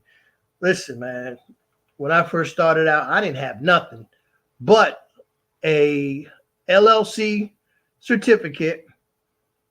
I didn't even have the website at that point, and a business card, right? So I'm the CEO, I'm the president, right? But I'm not walking around like I just conquered the world. I am small in the world of business. And you have to realize who you are and where you are. So, coming from the government background, I knew I had to find viable partners that are already doing business and a lot of business, and they won't mind lending me some of their smaller clients, especially if I have a relationship with that organization that I might have been one of their executive sales leaders in that company, which that was the case for a couple. So I was able to leverage a former relationship and turn that into a client. And then, word would start to spread that Troy Richardson is in business for himself now. You should check him out. He has the same energy, has the same drive, the same competitiveness that he's not going to lose. And that was my reputation. I'm very competitive, Michael Jordan-like when it comes to winning and losing. I just don't like losing at anything. I don't care what it is. I just like the feeling of winning. But when I do lose, and I have lost, I lose graciously, and I learn from those losses, right? You really should learn more from a loss than you do from a win. And the good leaders and the good winners and champions, they do. When they get a win, they'll take a look at it for a second, but there's nothing to learn from that. But when you lose and you make some mistakes along the way, you have to look at those mistakes and you have to pick them apart and understand why they happen and what you have to do to correct them. But I'm a part of some amazing collaborations that I'm so proud of. So proud of. We are bringing affordable housing to Ghana. And this is the initial phase of it. We're bringing these affordable homes to Ghana, and we're going to make a difference, right? There's a void of over 1.5 million homes that are needed in Ghana. And I'm collaborating with several partners, from providing the homes, the energy, water, food, creating jobs, local jobs, just incredible collaboration at the highest level. And again, when you impact people, right? The people don't care how much you know till they know how much you care. You're going to know how much I care, right? Anyone around is going to know how much I invest in others. And I get that trait from my late mother, Dorothy Gray Richardson. She just told me to pour into others. Pour, pour, pour. Do not worry about yourself. You do it the right way, everything is going to come to you anyway. But just pour into people, serve others the way that you would like them to serve you. And that's what I've been doing my entire life, is just serving. That comes first. What's in it for others? How is this going to impact the lives of our youth, our elderly, our communities? What is it going to do to uplift the spirits of those who, are not doing as well? Is there an opportunity there that we can uplift single moms, right? Can we uplift those who are strung out on drugs? How can we make a difference? This is the power of collaboration. When you bring in other eyes, other minds, other experiences, nothing can equate to the power of leveraging those relationships. And I had some guests today. We're going to come back in January, but they're helping me collaborate on this medical television series.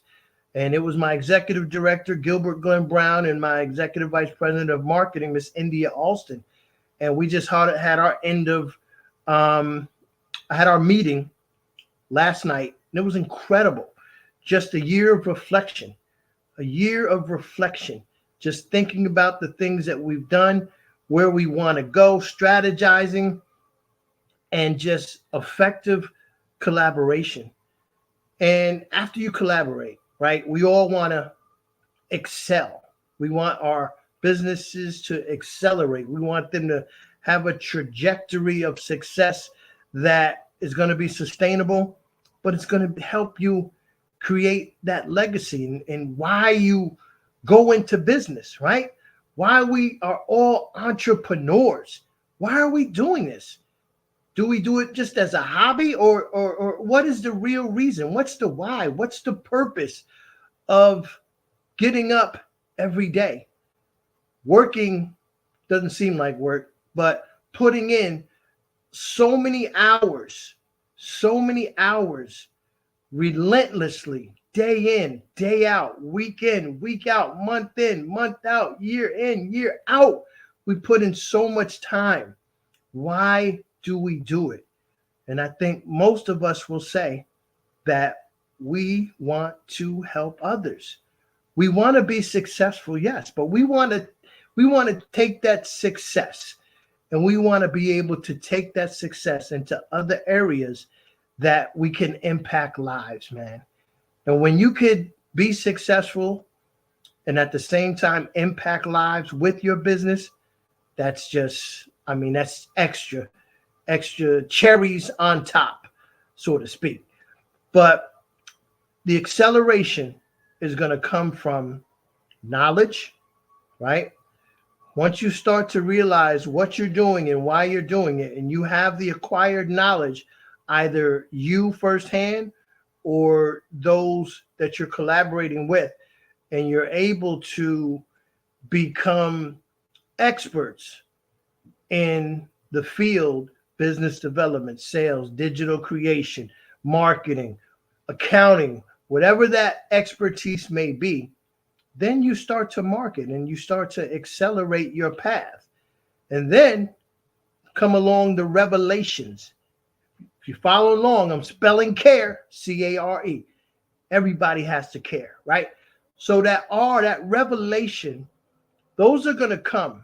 There's going to be many revelations that come to you throughout your journey in business. Some good, some not so good. But when you have a revelation, when you have a moment, an instance, a circumstance, a loss, a win, an issue, a concern, whatever that may be, and yet you have to face it head on. You don't want to run from anything, right? You just want to face it, deal with it, and correct it, and move on. That's what you do when you are faced with any adversity, good, bad, ugly, indifferent, whatever the case may be. Those revelations are going to come. And when those positive revelations come to you, that, like I said, you won a contract, you won a new client, you have a new script idea, you just created the masterpiece marketing proposal. When these things occur in your business life, they're like just, you can't even put a word on how it makes you feel. But if you've ever been part of a team and had the privilege of winning a championship, and it doesn't matter what level, when you win a championship and you feel like a champion, you're on top of the world. And this is the feeling that I get when I'm in a team environment and we're collaborating together, and you're able to experience those winning moments. It makes the losses, not as hard, number one, because no matter what situation you might have lost, and as a team, you're going to come together and you're going to correct them, the mistakes, the errors, whatever. And you're going to, once again, be in that winner's circle. Because once you win, you never want that feeling to stop. And I love winning. Again, back to the Michael Jordan comparison, competitiveness. I just love putting in work and seeing that work pay off. Now we've done C, we've done A, we've done R, now to the E, the elevation. The elevation, that is a beautiful component, because when you start to elevate, and I'm talking about when you start to elevate your presence in the community, because people are understanding who you are and what you bring to the table. I've had a few moments in the past couple months of that happening, dealing with some local political elected officials, and they had never experienced my energy up close on video and on this, podcast. And it's a lot different than when you're seeing me up close, because I'm a true passionate person and I wear my passion on my sleeve. So when you get to see me up close and you feel my energy, it's going to be very memorable. That's all I'm going to tell you. But those elevated moments of awareness and your business is being recognized and you're being recognized and you're being sought out, they're just incredible moments. But there's two people that I want to talk about this evening that are the epitome of care, right? These two individuals are phenomenal young people, phenomenal young, two of our brightest stars. And I'm going to start with Lamont Roach Jr. And he's a boxer who's gone through adversity. He's local to the Maryland area. And he just recently, a couple weeks ago, he won his first world championship. And he's on top of the world, rightfully so, because Lamont will tell you that he's put in years of sacrifice, years of punishing his body, years of waking up 3 a.m, years of road work, years of broken bones, just so much adversity the young man has gone through, losing a title shot, right? Devastating loss. Didn't give up.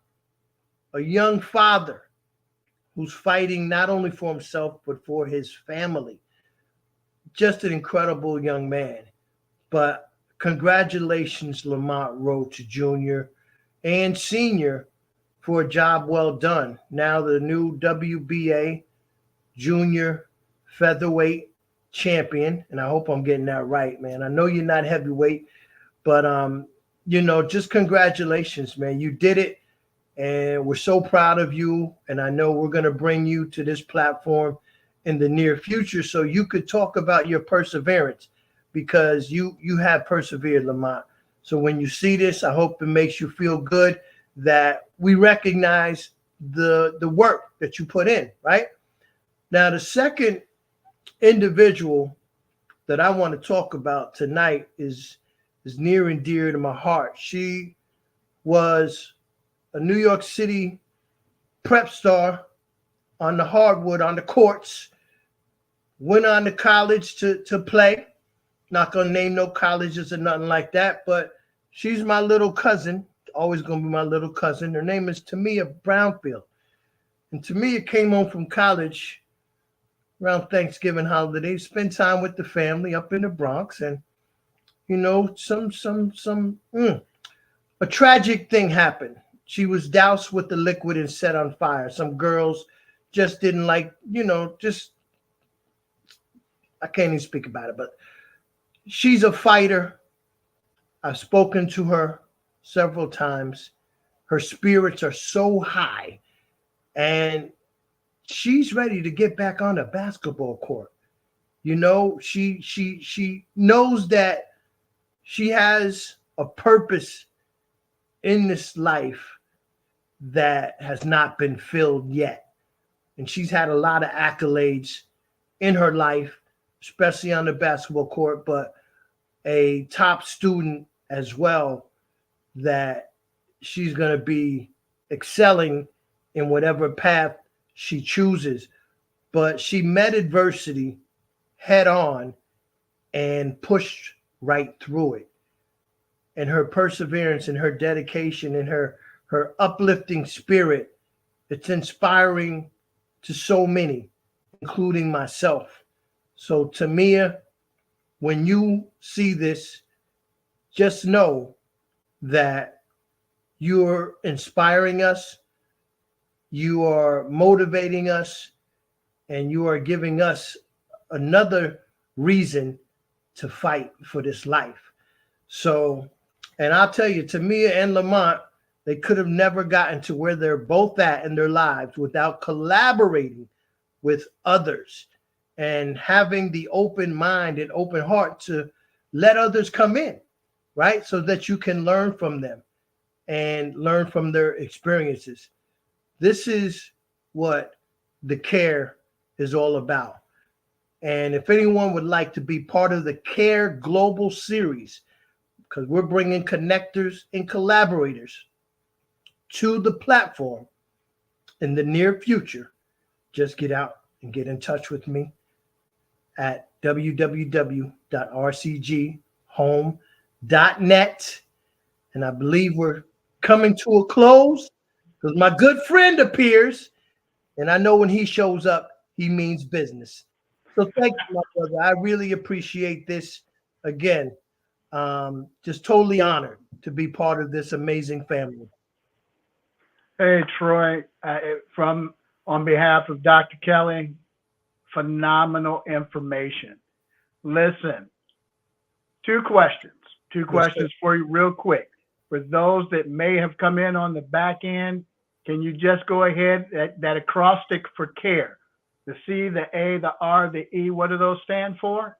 The C is the collaboration. The A is the acceleration. The R is the revelation. And the E is the elevation. Yes. Powerful, powerful, powerful. Now, here's the other question, and this is absolutely important because all of the nuggets that you dropped today, as they say, as the young people would say, absolutely fire.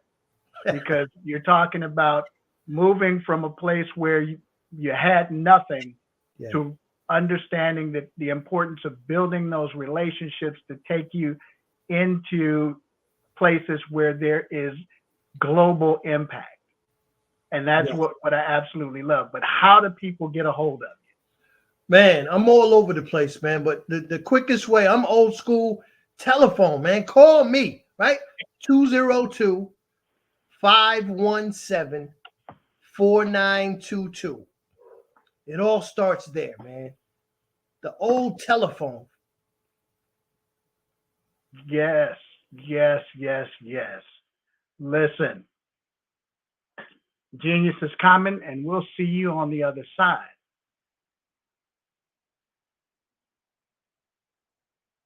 Every dollar counts.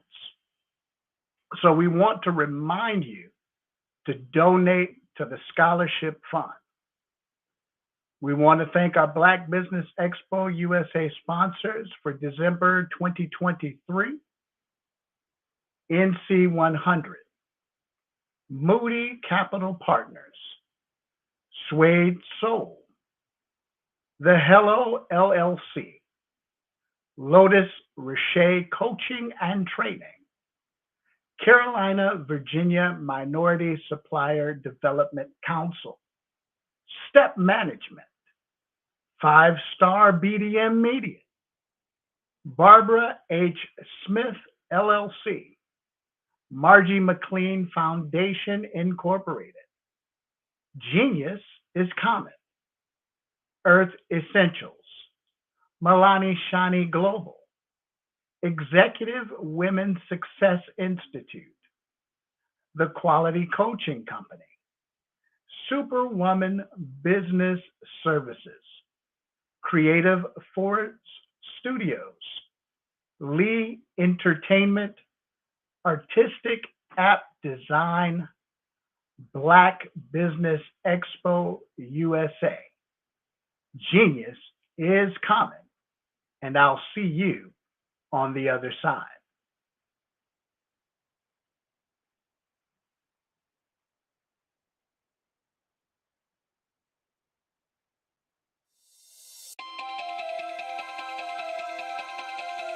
Could you live without income for the next year, 2 years, 3 years, maybe even 5 years?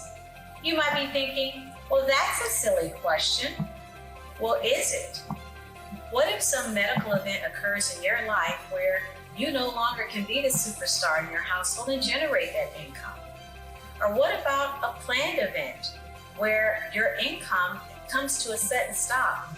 Perhaps your employment has been terminated or your business has ceased operating. Are you prepared with a backup financial income? Or what about those voluntary events in life where you decide it's time to disconnect, perhaps retire, stop working? Do you have a backup income plan or something in place? I'm Sabrina Protic, your financial coach, helping you develop an income plan. Your financial tomorrow depends on what you do today. Connect with me for a bright and secure financial future.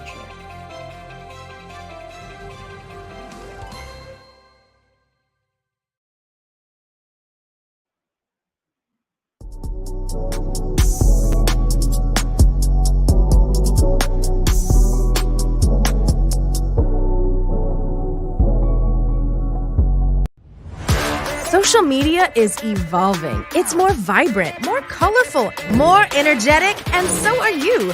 It's not just photos anymore. It's video, it's audio, it's subscriptions. And now there's Fanbase, a new monetized social network. Fanbase delivers the complete native app experience with full content monetization for every user. No algorithms that shadow ban your engagement or growth, and no ads. Follow anyone for free and subscribe directly to your favorite creators for $4.99 a month. Plus, show some love by tipping on any post. Also, make a Fanbase page and monetize your content the same way. Finally, connect with your followers by posting the amazing content you already create. And now, get paid for it. It's time to energize and monetize, because everyone's a fan of something and everyone has a fan base.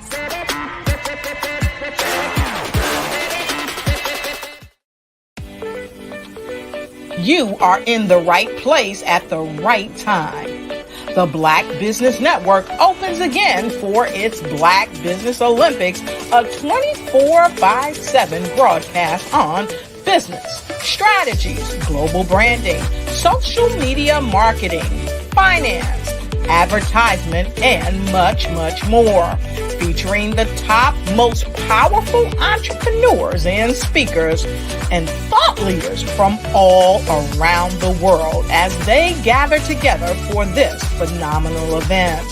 Join the Black Business Network streaming live into the metaverse, STEM City USA, Black Multiverse, Pod TV, Roku, Hulu, iHeartRadio, Apple TV, YouTube, TikTok, Instagram, Google Podcasts, Facebook, LinkedIn, IBM TV, Spotify, and Twitch. Tune in today and be a part of this amazing movement. The Black Business Olympics welcomes you.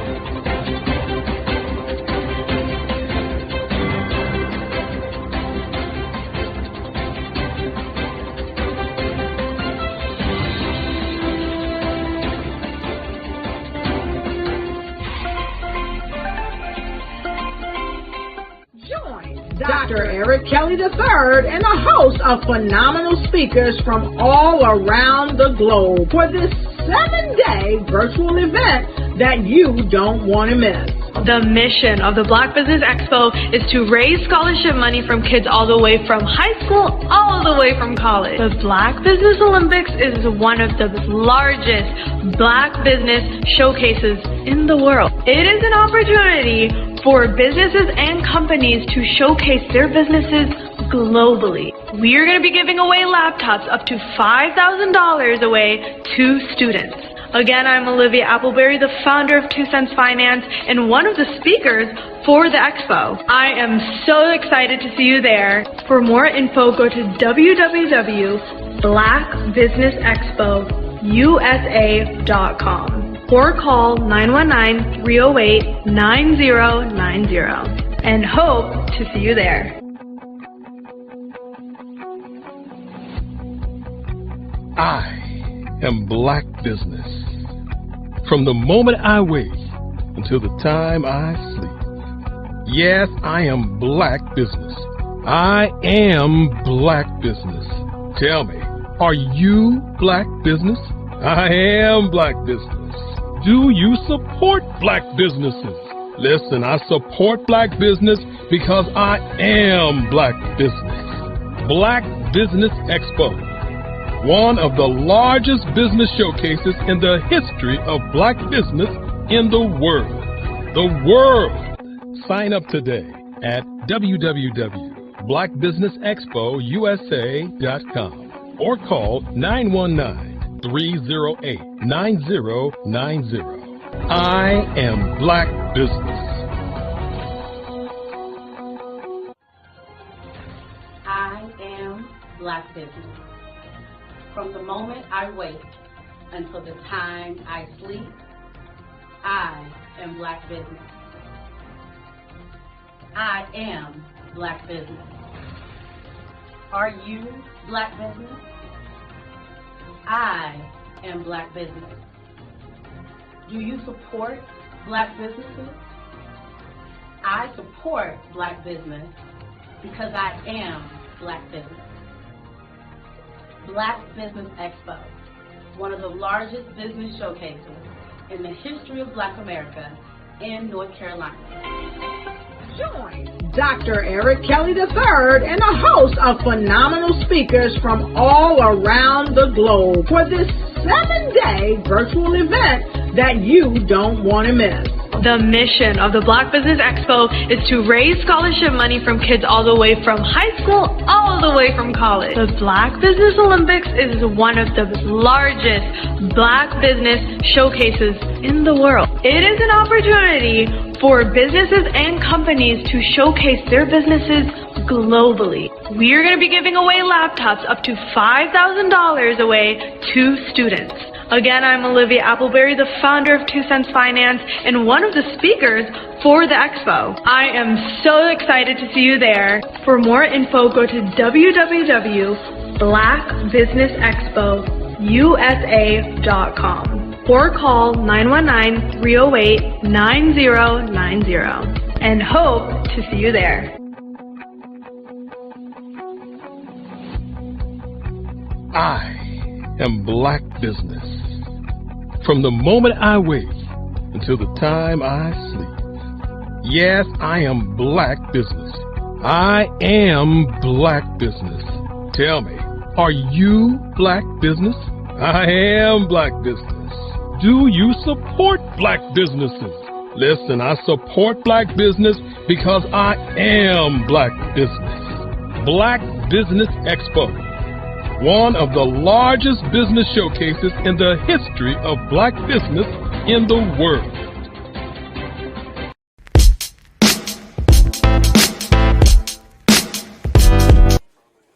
So you going to the Christmas party on Saturday? Of course. What do you think folks will say if my wife and I didn't show up? Plus, they miss my dance moves. Please, those moves from the 80s? Seriously lame. Lame? Well, maybe a little bit, but this chief of surgery always gets the party started, sister.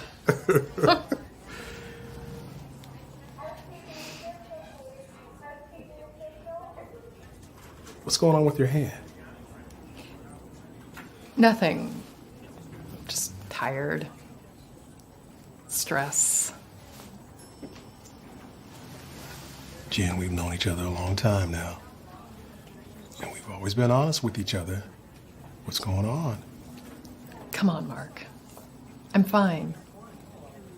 That hand says otherwise. It's nothing. Look, this does not interfere with my ability to do my work. Jan, until you get a complete workup, you know I can't let you back in the operating room. Mr. Menchef, did anyone else have access to your badge last night? Say around midnight. Because the computers here at your lab show that somebody was here. Although your cameras don't show it, somebody was in your building. The chip is his property. Belongs to him. No, he belongs to no one. Simon, do you belong to him? No, he has a right. He has no rights. Belongs to him. Shame.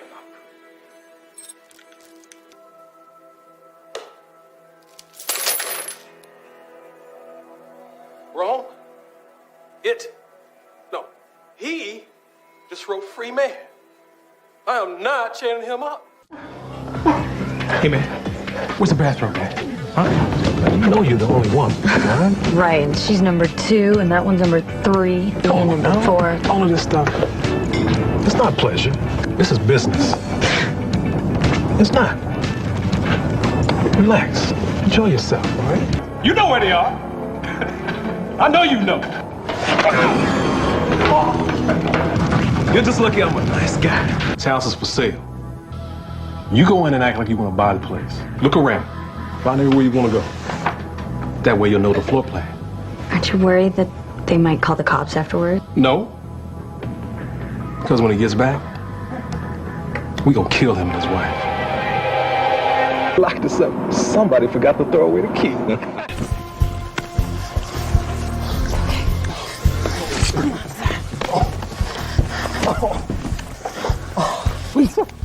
Sir, she's gone, but you're gonna make it, okay? My heart is aching, but I'm a fool to let it go on breaking. No way. Hey, look, guys, it's spaghetti. Hello, how are you? I don't believe this. Hey, could you do me a big favor and spook my kids for me?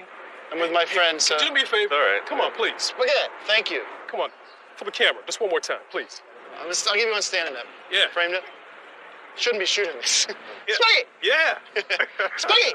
That's it. Oh, spaghetti! Spaghetti! Yeah. Spaghetti! Yeah. Spaghetti! That's it.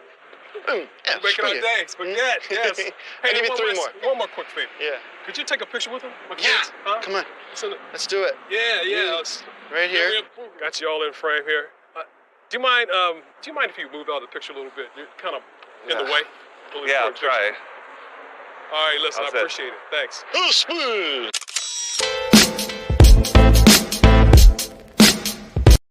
I am from Washington, D.C., but I was raised in Durham, North Carolina. I came to Durham when I was about 5 or 6, and then I traveled back and forth to D.C. because it's where my people are from. One of the unique things about my family is my mother, she's also an artist. She does quilting, and she does a lot of artistic things. And then my son, he draws with both hands, his right hand and his left hand like I do. So that's kind of a family trait. And then my other son, he's a videographer, and my daughter, she works, she's a regional vice president for Sunglass Lab. When you start out drawing and sketching, you want to continue to explore, each avenue. I do pastels, I do pen and ink, I do painting, I do acrylics. I haven't done oils yet, but I try to do all facets of art. What I say to a lot of times to people is, you can't put yourself in a box when you're an artist. You have to explore. And over the course of my life, I've tried to explore different mediums. I also do sculpture as well. I choose my subjects by the intensity that they have in their faces or the intensity that somebody is moving, because I do more than portrait drawings. I also do I do abstract, and then I do figurative drawing also. Well, what happened in this particular show is that I started out trying to come up with something that would be a little bit different than what everybody else is doing. So I was working on a Barack Obama show, and they wanted me to do some paintings of Barack. And so what I did was, because of the deadlines, I kind of did it kind of fast. And then I realized when I was doing it fast, I enjoyed it. And so then I started doing other pieces the same way, and I started to enjoy those pieces also. And so I came up with this particular style. And it's a style of lines and colors. And what's interesting is that when I was in college, I did a show called Lines, Colors, and I talked about the boldness of the blacks, the hotness of the whites, and this is how this has come about, later on in my life. And the colors comes from a lot of the entertainers that I work with, where they wear different colors. They don't wear, your plain reds or your whites. They wear different colors, and so that's also another piece of what's giving me the colors. The subtitle of this show is Faces That Speak Life. That's real critical. Faces that speak life. Each one of these pieces is a life source and a life energy that's being put on display for people that are looking at it. I always say in terms of my art, it's not important that I draw them. It's important what you get out of what I draw. I don't try to just draw it because you like it. People wanted me to do prints. I didn't do prints. People asked me to do different people, but the people that I choose are people that make a difference in the lives of people in the world. So the human landscape idea was, again, as I say, the lines represent your emotions, it represents your ideas, and it represents your journey as a human being. And that's why you get the different pieces and the different looks. And as you notice, I try not to do one look that looks alike another look. And that's what's the most important part of this show. Having a brand that resonates with so many people across the world is truly a phenomenon. But being the face of that brand that empowers people is something that I don't take for granted. It's actually way bigger than me. But it's when I hear those stories of what people had to overcome, that is what our brand is about. Resilience, persevering, and not giving up. Physically, mentally, or spiritually.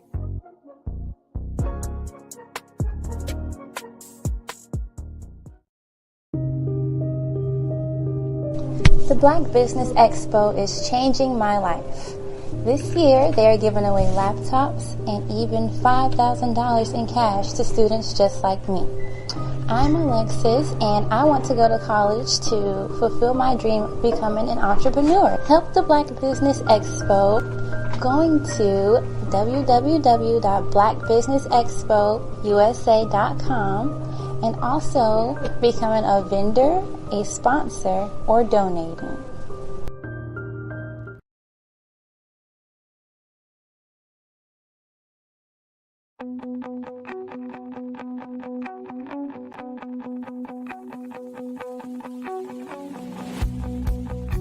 I am Black Business.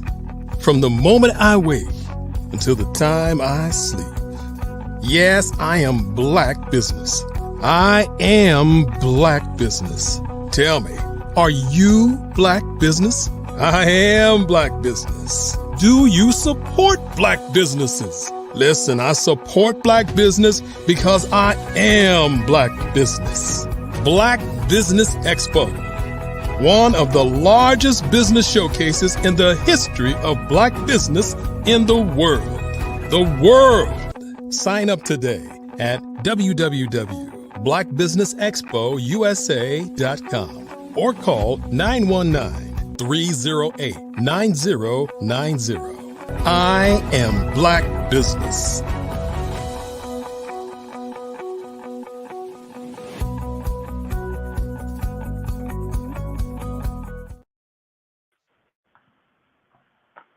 Good evening, business owners, entrepreneurs, thought leaders, and corporations. Welcome to the Black Business Network. I'd like you to imagine with me, if you will, opening an app where you can collaborate with like-minded individuals from around the world, get inspiration and in-app tools to launch and grow your business, as well as share your knowledge and earn compensation, all in one app. Well, the name of that app is Truso, short for Truly Social. Hi, I'm Matthew Newman, the founder and CEO of Truso. A new concept in social media, Truso is designed from the ground up to be a platform that's both social and empowering for all its users. How exactly do we do that? I'm glad you asked. First, Truso brings the world together via video. Psychologists assert that video provides a significantly more effective connection than audio only. When you enter a community on Truso, you're face to face. Second, on Truso, you don't have to have 1 million followers to monetize.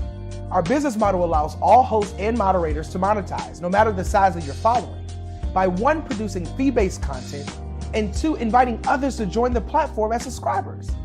Even more, Truso has an in-app resource library with over 100 free resources, forms, and documents to help you build your brand and grow your business. Third, Truso is inclusive. The deaf and hard of hearing communities make up 360 million people worldwide.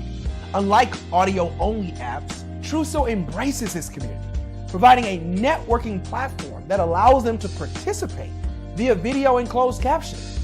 We even have a deaf and hard of hearing foundation in the works as well. Fourth, Truso is both social and safe. We refer to Truso as a virtual extension of the beauty shop, barbershop, and brainchild of the community.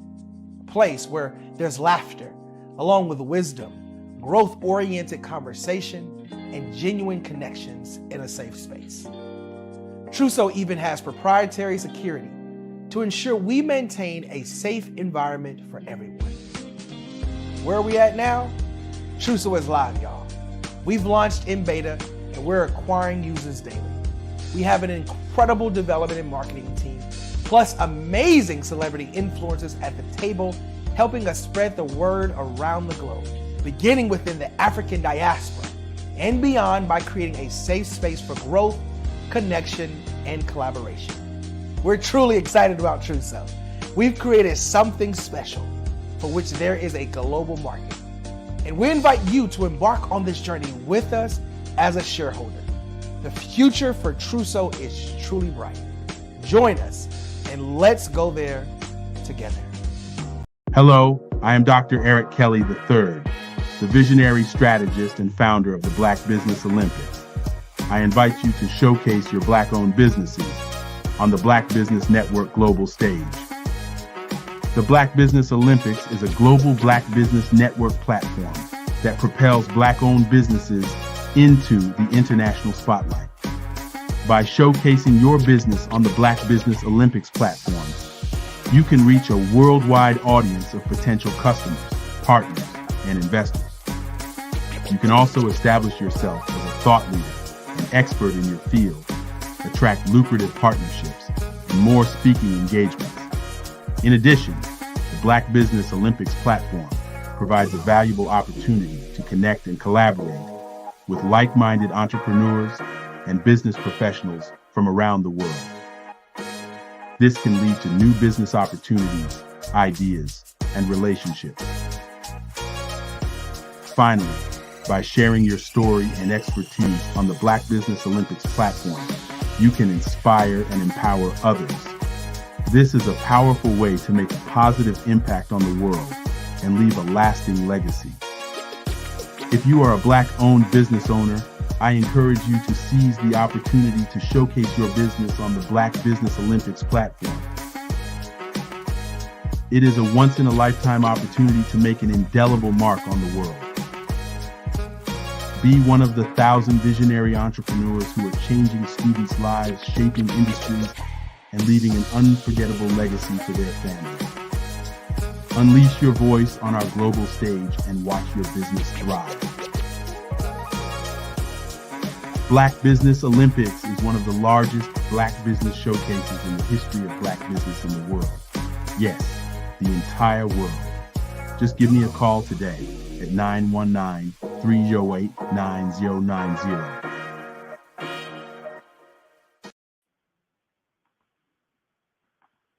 Good evening, business owners, entrepreneurs, thought leaders, and corporations. Welcome to the Black Business Network. My name is Lawrence Nichols. I'm your business moderator for this evening on the Black Business Network. The Black Business Network is a 24-hour business network showcasing Black businesses, business owners, entrepreneurs, and thought leaders worldwide. We have speakers from North Carolina, London, Singapore, Africa, Japan, and cities all over the United States. The Black Business Network is a global community sharing its business knowledge to empower, inspire, and educate businesses about business. Our next speaker is Mark Neely.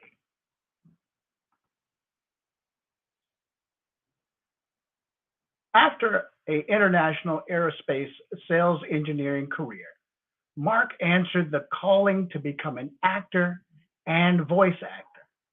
Not giving up has led to successful work in a variety of film and TV shows, from local advertising spots to Super Bowl ads. He's consistently been the voice of Fortune 500 companies for commercials, English language dubbing, ADR, major sporting events, video games, animation, and network promotions. He has a passion and has been able to work with young students in San Francisco and Los Angeles, mentoring and reading with them. He's been blessed to have his voice heard daily somewhere around the world on the TV, radio, and streaming services. And he gives back by showing young, dedicated voiceover professionals the road ahead. I present to you Mark Neely. Mr. Nichols. Hey, sir. Thank you, man. I'm honored, humbled, and want to say a big up. I appreciate your introduction that way. I said, who is he talking about? Okay, that's me. I appreciate you, sir. Thank you. Thank you. Genius is coming, and we'll see you on the other side. That's right. Genius is coming. And again, I'm humbled and appreciative of getting a chance with Dr. Kelly. All the commercials of the different businesses. You know, when I saw him with this painting, which I just actually found about recently, he's got so many things he's doing, but the colors with all these different people in business it's appropriate that he is a painter and all these other businesses are painting for the rest of us.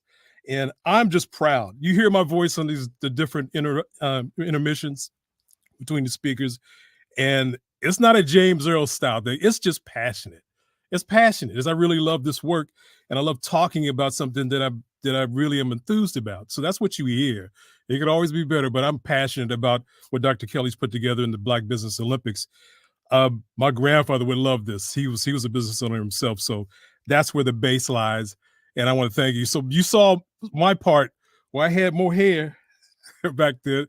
I started out acting, and that's what voice really is. It's voice acting. And so he's asked me to come on at different times during the last year, and hopefully from in 2024. But voice, every commercial you hear, every animation you hear, every audiobook has someone like myself, but they just didn't get hired. They had to work hard. Some of the auditions I do are up against thousands of people every day. And I'm blessed to win some of those because I just believe in what they're saying. I know where the words are placed and how it's done. And I love getting a chance to tell people who really want to do this People say they want to because they have a good voice. It's a lot more than that. So I'm working with people, young people, people middle aged, just when they want to do this, I'm here for you. Dr. Kelly knows how to reach me. MarkNeelyMedia.com. I'm here.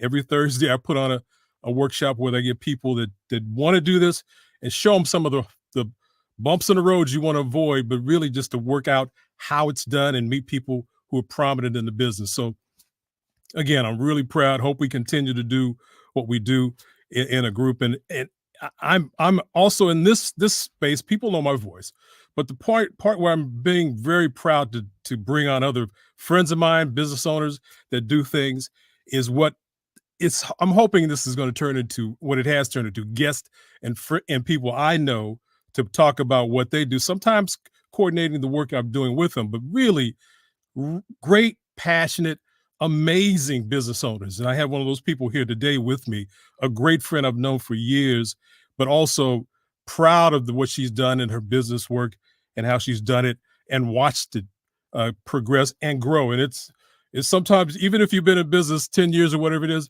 you feel like it's the first day a lot of times. And what's coming you can't even really name. I mean, you have to speak it and you have to go from there.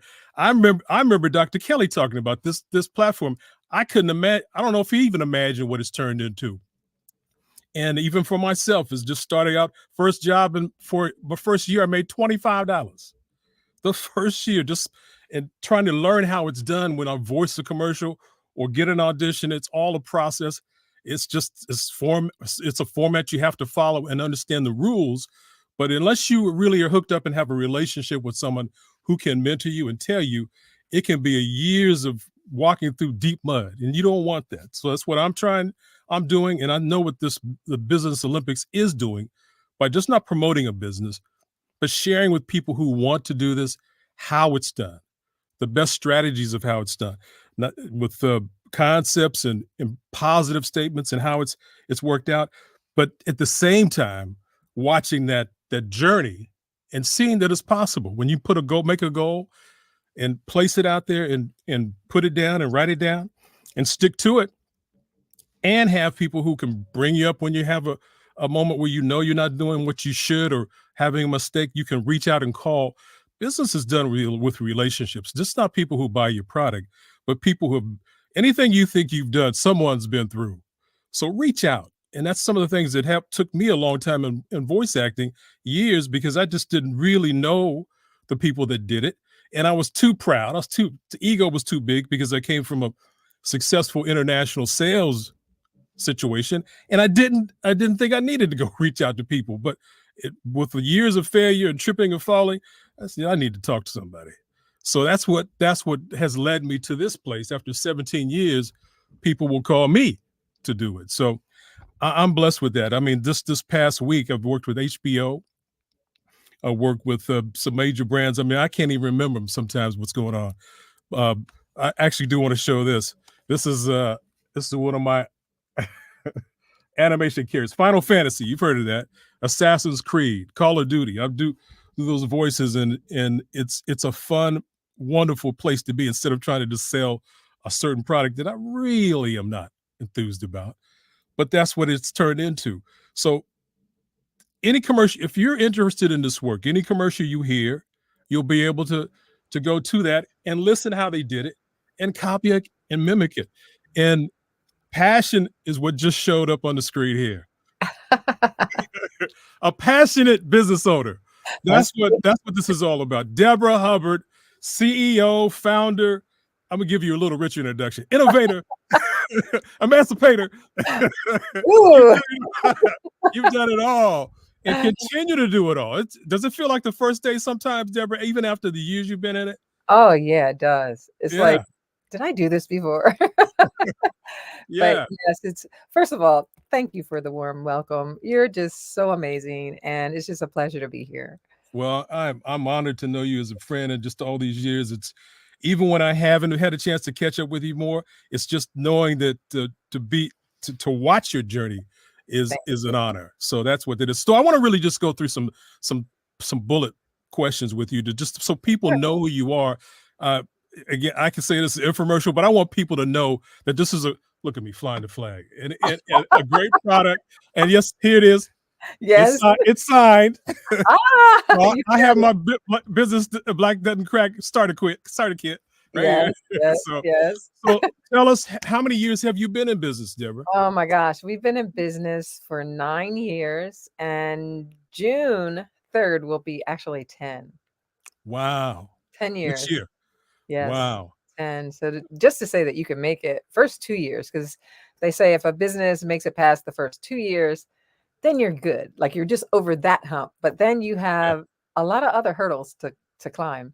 You should put a 10-year anniversary T-shirt out, something like that I for might have to do it might you know. do Black marketing. don't crack after 10 years either. So Yeah, keep going. right, right. What I'm amazed about, because I remember the moment you called me and asked me about this phrase, and I didn't believe that.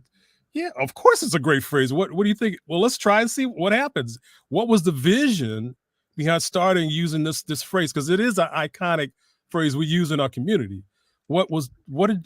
How did it come to you that way? Well, you know what? It came to me because I was actually going through some adversities in my life.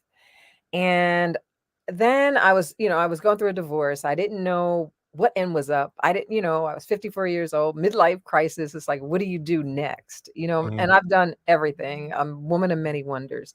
So I said, okay, so this phrase was put to me in a certain way. And I said, I did some research, Googled it. Hey, black don't crack, looking good for your age. That's all I saw.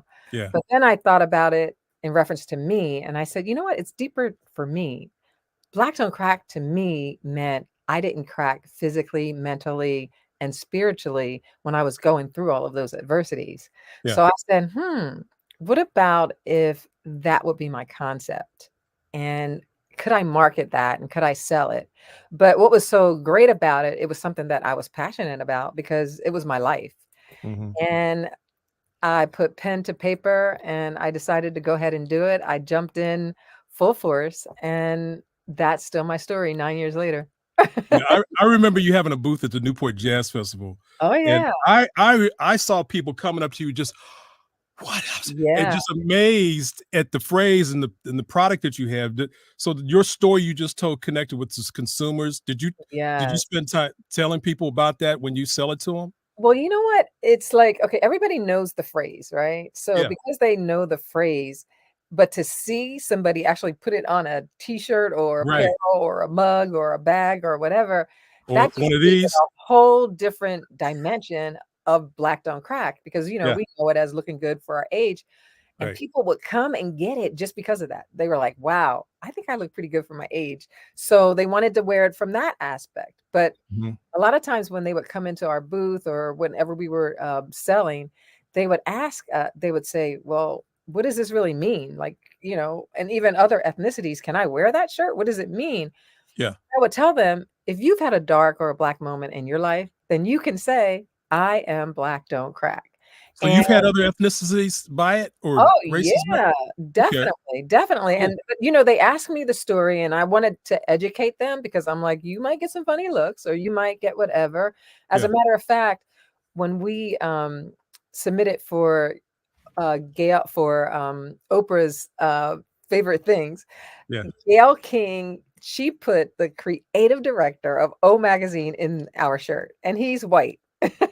And so Gail posted it on her Instagram page and it went Yeah. viral. And we were Yeah. on DC News and I mean all over the place, the shade room, and everybody was like, what's going on? Why should a white guy be able to wear a black? Why do we have to always share with other ethnicities? Oh.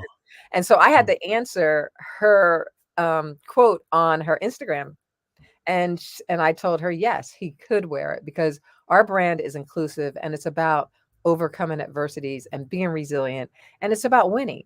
And so I Right. said, if you're about that, you can wear a shirt. So Yeah. if you see other people wearing it, you kind of look, but then you're like, wow, what's your story? Wear it. Wear it. Wear it. So you Wear it. talk about, the iconic part and the trademark stuff. What year did you do that? When did you trademark this? Well, trademarking, people don't understand that it takes a long time, and it can take anywhere from 6 months to a whole year just to go through the process of the trademarking, because they Mhm. have attorneys and different people that have to evaluate you as a business. They want to cross the T's and dot the I's. So ours actually took 9 months. And we Okay. came out, we put it in October of 2013, and it was processed June 3rd, 20. You got the date. It's Oh, probably baby. tattooed. It's like that's when my baby was birthed. Yeah, you need to get a tat of that, right? So, You know but what? I that's might great. do that. I might do You that. know, I because thought about that's a major thing with the logo and the Yeah. date, and Yeah. with some fist up. you know. Yes, So, yes. so you did. It's been beneficial, obviously, this trademark, or is it just Very something beneficial, that and you put a little? Is that the registered mark next to the yeah. name? So you Okay, have a R. TM, and you're going through the process of Okay. trademark. And then Yeah. you have the R, which is your registration. And when you get Okay. that registration, you got the seal. That's the Yeah. real deal right there. And so for me, that meant everything because, I would advise anybody going in business, do your homework. Because a lot of Mhm. people think that they could come up with this great idea and they just go ahead and they use the business name. And then down the line, they're getting cease and desist letters. Yeah. So you need to do your homework, see if a name before you even go ahead and file it for your business, Mhm. make sure that it's available and that you can trademark it just to be Good on the deal. safe side. Yeah. So it's Yeah. been very beneficial to me. As a matter of fact, we have been licensing out our trademark. So if I don't know if you're familiar with the Ad Council of New York, they do Mm, all the ads. You might even done some of the voiceovers for them, but probably. Yeah. there, I Yeah. mean, all kind of issues, social issues, justice, whatever. And they actually had us, they licensed it out for Megan Thee Stallion to use it along with their campaign. And What? yeah, so you can also benefit in a lot of different ways, Yeah. as well as it's a lot of headaches because it's just like anything, like, the trademark laws have been in effect for so long that they really need to make some amendments to it Mm, because they yeah. were way back then and we're now. And, there's a lot of laws that just don't benefit the person that purchases the trademark. Yeah. So, so we're having to send out cease and desist all the time, nonstop. Wow. And if you don't police your brand, you can actually lose your brand, even though you have the trademark. Wow. Even though you have the trademark. So I've learned a lot along the way I'm about sure. trademarks. You probably got your law license yourself, doing that. Almost Yeah. trademarks. Yes, I almost. I I know how listen, I remember your passion to get started and what you possibly could turn this into, but could you see where you are today 10 years ago? Did you with the website and the products and listen, you got some serious recognition from this, Deborah. Yeah, we did. And you know what? Yes, I did. I don't want to sound cocky about it, but yes, I did. And the reason is because I envisioned it, I believed it, I prayed about it, and I really believed that this could all come into fruition for me. Mhm. Mhm. And I people always say if something's bigger than you, then it's greatness in it. And Yeah. I always saw that this was so much bigger than me. And I'm like, wow. But too much is given, much is required, right? Right. So, and I felt like I had that in me to stand to the test, and I did, and it's been working ever since. Again, I'm so proud of you. If you've got $1 million goal, you got to do $1 million worth of work. Oh And yeah, I've done that. I've oh just yeah. written out, yeah, I want $1 million, and then sit on the couch eating Cheetos. No, you got to work $1 Yeah. million type of effort. So Yeah, you do. You have to really put into it. And you know yeah, what? For me, I'm so passionate about my work. It's not work. Like I'm working when I'm not yes, supposed to be. I'm yeah, working on holidays. I'm working whatever. And everybody's like, can you stop? And I'm like, yeah, you can't stop. You yeah. can't. You just got to keep going on. Part of again, I do more voice work now. Obviously, that's most of my day. But I started out thinking I wanted to get on TV. With the pandemic, I kind of slid back into this, and it's worked out. This is what my whole day is. But I do know from being in TV and movies, product placement was a big part of what happened sometimes. And sit a can of whatever there, you don't turn it this way or turn it that way, and that was Right. part of the mission. So I've never really learned. But how do you get your placement done on TV or Well, you know what's the what? process? I think, it's really funny because I had a mentor and she was teaching me that when you're going out to create a brand, because I wasn't Mhm. just doing a little business, I wanted a brand. And she said, one of the first things you have to do is you have to use the resources in your network, Mm. right? And I'm Mhm. like, okay. And you know what? I was in entertainment because I modeled and, I did a lot of videos and I knew a lot of people in the entertainment business. So because of that, I had resources. Mm. So I'm like, okay, you have to put your fear down. You just have to Right. ask. You have Right. not because you ask not. So I'm like, you know Yeah. what? I'm asking everybody. And I'm like, Yeah. hey, can my shirt get on here? Can my shirt get on there? And I was sending packages and sure enough, they say, yeah. So I think Wow. sometimes we put up a barrier of fear before we can even get the answer. But I always expected yes. And And guess that's what? from relationship. That's such a I Yes. mean, that's what LinkedIn does it a lot of ways, but just Yes. knowing people Mhm. who refer you, who bought the product is just so paramount when it It comes to is. work, businesses, especially our businesses, just our community knowing each other and pushing it and a brand like yours. It's the pandemic. Oh, How did it go for you then? I mean, was it I would think you'd have more of an opportunity with online, but Well did it well, hurt or okay, help? so initially in the pandemic, we had a brick and mortar, and we were in a mall, and we had a great store in the mall. I mean, I just can't even tell you how people Yeah. flocked to our store to purchase from us. Well, you had So pop-ups and things, didn't you? I well, remember that. no, but this was an actual store. It was a store. I only went in there for like a Christmas season in 2017. Mm. And Mhm. then what happened was it was so great. I ended up staying 3 years. So, Wow. yeah, I ended up staying 3 years, and then the pandemic hit, and it's Mm. like see, the thing is you get comfortable when you're in business, right? And you're in Mhm. that comfort zone, and it's like, wham, the mall was closed for a year. The mall was closed actually for a year and a half, and Mm. so I'm like, "Okay, what am I gonna do?"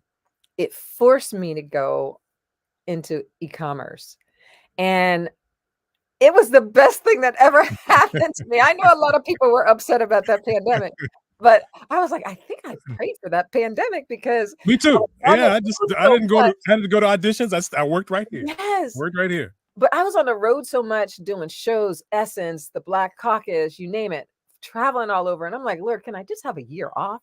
Yeah, And yeah. and then the pandemic comes. So I tell everybody, "I'm sorry, but I think I might have prayed for it," right? So It's your fault. it's my fault. Y'all can blame me. Thank you, thank you, So thank you. I go through this pandemic and I'm like, "Okay, what am I gonna do?" So I said, "You know what? I'm not gonna worry. I'm just gonna wait and see and wait it out and see what happens." Yeah. So I think around March, April, May, I came up with this idea to do face masks. I think you have one of my Yeah, videos. yeah, yeah, yeah. It's Face right here. I wear it, boy. It's we time to were start wearing making them again. It's yeah, COVID's we coming were back. making wait a minute, we were making like seven to $10,000 a day just doing face masks. What? Yes, and I was like, "What? Oh my god, Dang. this is so cool." So you think something that's supposed to be a setback, sometimes it could be a setup. A And blessing it in just disguise. Yeah, definitely yeah, set me up yeah, for, like, knowing that, you know what? Don't let a pandemic, don't let any circumstances stop you from doing what you need to do. You just have to do yeah. it a different way. And I think that just gave me more, strength to my backbone. Can I make a point? That's what's happening now in voiceover. People think AI is gonna Yep, take over. It ain't here. No, I'm it's going not. right through that brick wall. You Yeah, know, I'm auditioning against people every day. That's just one more audition I gotta go against. I'm exactly, not exactly. Alexa's not gonna bother me. So don't she can't hurt me. So No, that's all. Don't worry no, about it. No. absolutely not. You It's know, just a you've challenge. got all these different products. Well, you mentioned the mask and so forth, but and I've just touched the surface of what you do sell, but what's been most important to you? Oh my You god. Well, first of all, the fact that we could have a brand that I mean, like, I'm bumping into people in airports and, in the grocery store, in the post office, and people are calling me, and it's like a Mhm. black don't crack alert, and they're telling me, "I saw such and such in your shirt, and I told them that I know you, and I know you," and I hear these like, I'm hearing these more frequently, which is amazing, right? Mhm. So, with our brand, we wanted to make sure that we had the best quality, stylish, for guys and girls, and so Yeah. everybody could rock it. And like I started out with just a tank top for ladies and a little crew neck. And that was I how I remember. Yes, I remember that. that was Yes. it, 2 shirts. And I Yeah. went to this event. I sold 300 shirts the event. I was flabbergasted. I'm like, there's no way that this I didn't expect. I mean, I did, but I did it, you know? Yeah. Yeah. So after that, then we started adding all different types of designs. I even started manufacturing. So, it was like the sky was the limit. Yeah. But now, and when I sent it into Oprah's favorite things, we had to do like a little catalog. So I sent in a Mhm. catalog and we had over 80 products, 80 different products. And I'm like, I wow. didn't know that. Yeah, Dang. between styles and colors, we had over 80 products. And That's we just great. we just keep adding to it. And one of my favorites is my mug. I'm putting in I my, love I'm this mug. buying one tonight. I'm buying one tonight. You Everybody got else watching, you buy got one of those cups. it's like it's the mug that you want to curl up under. I love it. But I love it. I love it. yeah, so we have mugs, we have bags, we have jumpsuits, we have hoodies, long sleeve, short sleeve shirts. We have Yeah. it all. Shorts, Yeah. it's just an amazing, like the sky's the limit. Well, It's just you keep you staying you you touch relevant. the sky with what your passion's about and where this has come from. As I watch it again from the small part to just going crazy. This Yeah. is a question I've always had for you and people like in your position is how do you get to a major retailer like a Macy's or who would be a major retailer for your just clothes and products, or do you still want to just go from your online presence? Well, you know what? The new wave is a lot of major retailers. They're now, especially after the George Floyd incident, Yeah. they really want to support Black businesses. And for instance, in 2025, Target, they're trying to put multi-millions of dollars into people like me and Mm. anybody that's out there that's Yeah. entrepreneurs or have a business, and they want to offer them to come in as a vendor.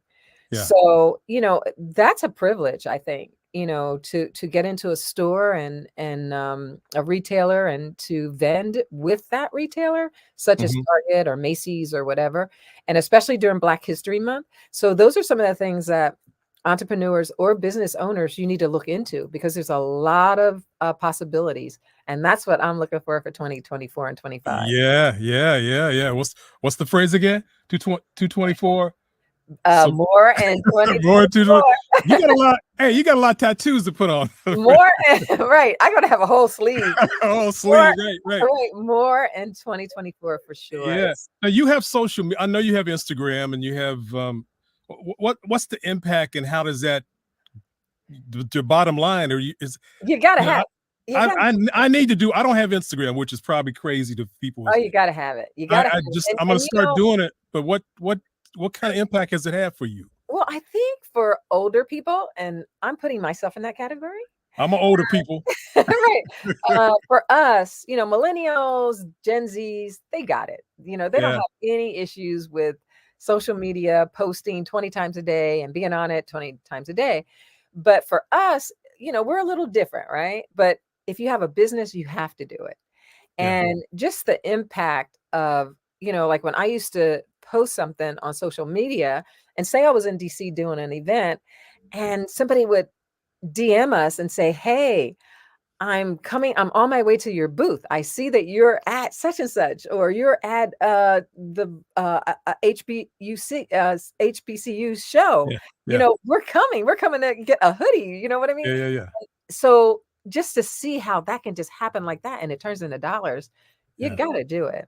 You got to Yeah. do it. And then just sending messages out because our brand is really about empowerment and to know that you can uplift people when you think that they're not even watching. And Yeah. one time I had this woman, she DM'd me and she had breast cancer. And we have a shirt that has a little breast cancer awareness emblem. Okay. And she's like, "Oh my God." She goes, "You don't know what your posts do for me."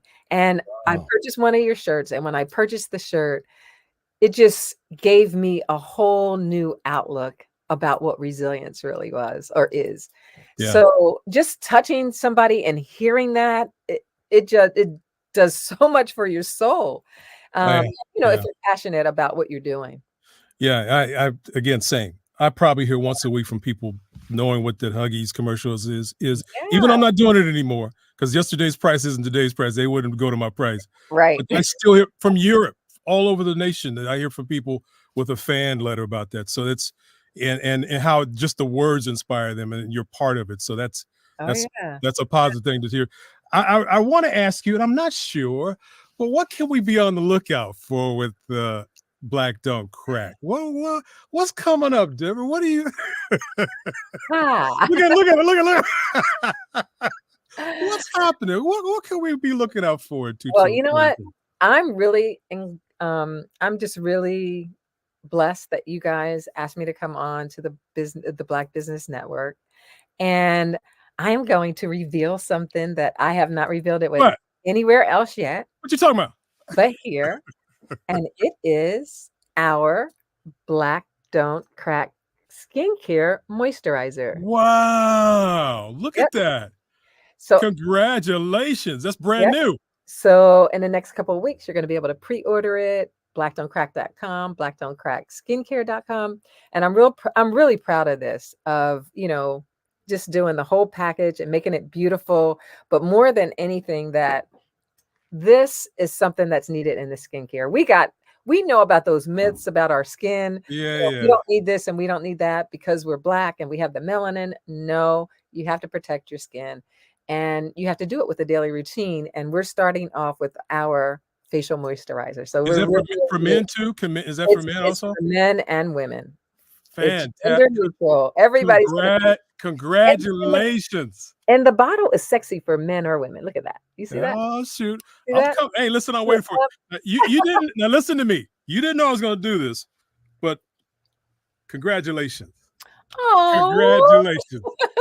From my me, hey now what listen. Oh, From me and all the thousands of people who believed in you, yes. here you go. Cheers. Congratulations, dear. Cheers. A brand new product opening up, and we look forward to that doing millions. Yeah. That's going to be the first in your line. Definitely. And, so I'm glad you're not here. I'm sorry you're not here to toast it, but I'm gonna drink yours too. That's okay. I have some in the fridge, so when I get out, Pop it. So and I'll cheers. cheers. But for sure, yeah. So that's a very proud moment. We started out with apparel. We have the trademark in apparel. We have skincare, and we also have entertainment. So we describe what do you mean by entertainment? What is that? Well, what entertainment. You gonna be next Oprah? Come on, fess up. Give me another surprise announcement. That's coming. 2024. We're working on some projects, and we might need some voiceovers, so we might be calling you. What? Yes, absolutely. yes. Anytime. So, the Black Don't Crack brand, it goes beyond what you can even think. And so we're trying to tackle each one, but we want to be careful how we do it because we don't want to move too fast, but we have a lot of opportunities and people are looking at us. So that's what I'm really excited about more than anything. Now I know before you got into this, you knew this was a crowded market, skincare. Yep. But is there, and I hope it's not a loaded thing how can you feel you distinguish yourself amongst all those other things that are out there? You know what? I don't know if you've been looking at, like, I'm on social media all the time, and I'm looking at all the different celebrities that have quote unquote skincare lines. And I think number one, a lot of people are doing it just for the money, right? Yeah. It's a lucrative business. It's trillions of dollars. It's $1 trillion business, right? Right. And so a year. So it's room enough for everybody. But is everybody taking the time? It took us over 2.5 years to really develop our formula for our skincare. And because I was so picky. And, some people were saying, come on, Deborah, stop. This is great. No, this is good. I'm like, no, it has to be great. So I wanted a formula that was great, that could meet the needs of all of our different skin tones. Because, us melanated people, we come in all different shades. You should have documented. Did you document it? You should have had somebody following you with a camera, how you chose this. I would have loved to see your process to figure this out. So Well, it took The some next time product. and headaches and tears and sometimes discouraged and, Yeah. but I had to pick myself up, dust myself off. And I'm like, no, let's keep going with it. Let's keep going with it. Yeah. So I'm just so proud that we are where we are now. And in the next couple of weeks, we're going to be able to pre-sell it. Yeah. And hopefully we'll sell out the Now, first. Lawrence, I think you need at least 5 bottles of this. Come on, man. For family too, just hook up, Absolutely. If hook up the nothing whole else, family. I'll be able to do something with my head. That's right. That's right. Everybody watching, we all need 5 bottles of this. So there you go. Yep. But we'll have different things for everything, for your beard, for your head, everything you want.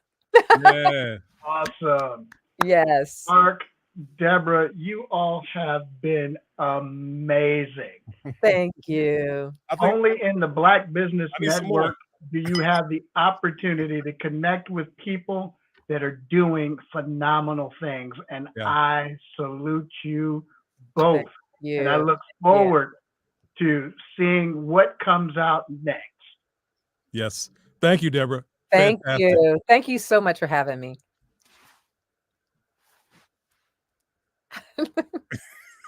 Yeah, no. Okay, there you go. We All off or right. on? Are we still on? Yep. So Genius is Say something else, Deborah, quick. and I'll see you on the other side. Okay. Yes, for Bye sure. now.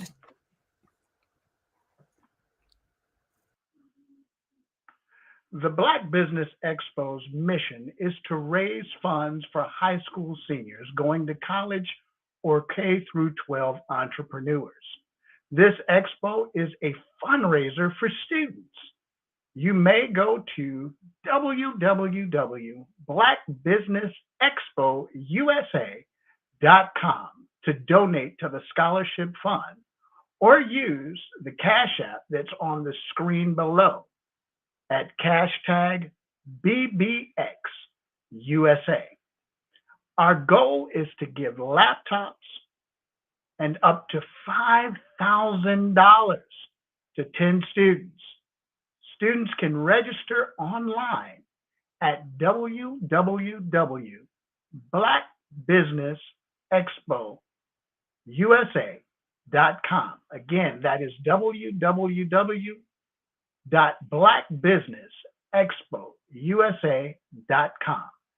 Every dollar counts, so we want to remind you to donate to the scholarship fund. We want to thank our Black Business Expo USA sponsors for December 2023. NC 100, Moody Capital Partners, Suede Soul, The Hello LCC, Lotus Richer Coaching and Training, Carolina, Virginia Minority Supplier Development Council, Step Management, 5-Star BDM Media, Barbara H. Smith, LLC, Margie McLean Foundation, Incorporated, Genius is Common, Earth Essentials, Milani Shani Global, Executive Women's Success Institute, The Quality Coaching Company, Superwoman Business Services, Creative Force Studios, Lee Entertainment, Artistic App Design, Black Business Expo USA, Genius is Common, and I'll see you on the other side.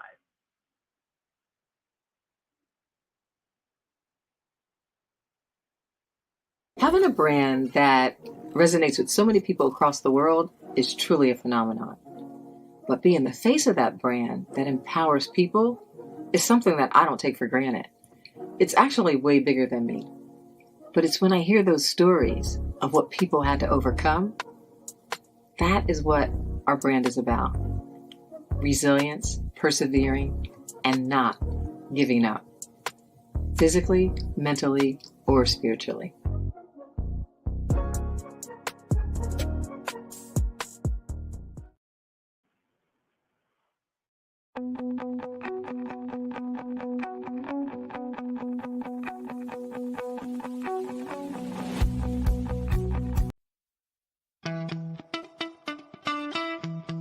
How many times?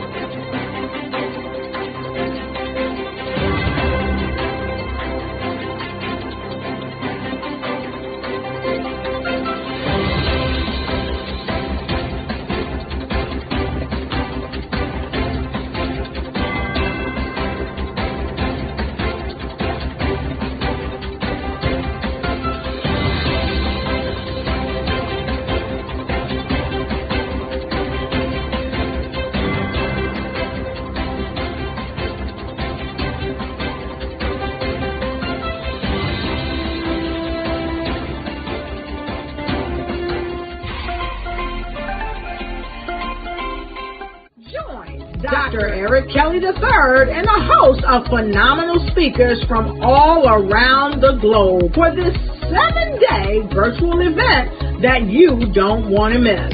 The mission of the Black Business Expo is to raise scholarship money from kids all the way from high school, all the way from college. The Black Business Olympics is one of the largest Black business showcases in the world. It is an opportunity for businesses and companies to showcase their businesses globally. We are going to be giving away laptops up to $5,000 away to students. Again, I'm Olivia Appleberry, the founder of 2 Cents Finance and one of the speakers for the expo. I am so excited to see you there. For more info, go to www.blackbusinessexpousa.com or call 919-308-9090 and hope to see you there. I am Black Business. From the moment I wake until the time I sleep. Yes, I am Black Business. I am Black Business. Tell me, are you Black Business? I am Black Business. Do you support Black businesses? Listen, I support Black business because I am Black Business. Black Business Expo, one of the largest business showcases in the history of Black business in the world. The world!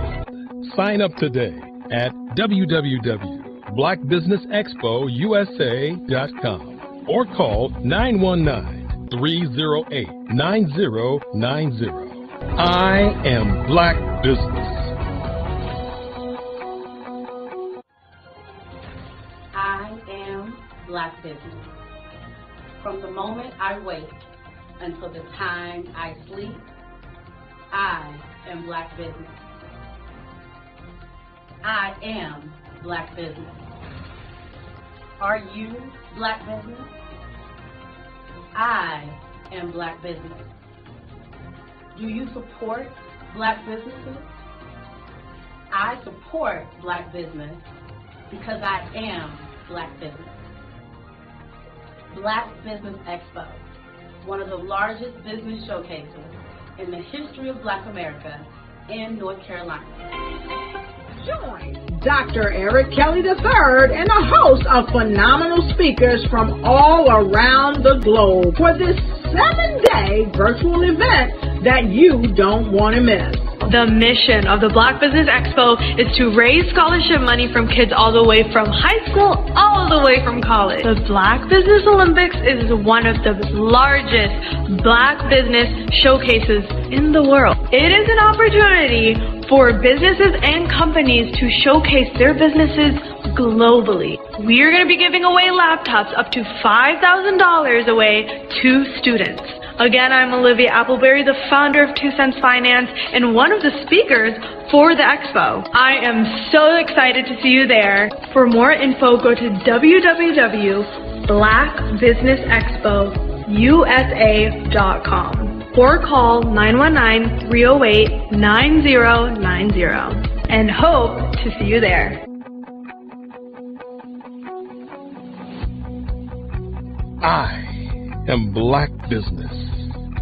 From the moment I wake until the time I sleep. Yes, I am Black Business. I am Black Business. Tell me, Are you Black business? I am Black business. Do you support Black businesses? Listen, I support Black business because I am Black business. Black Business Expo, one of the largest business showcases in the history of Black business in the world.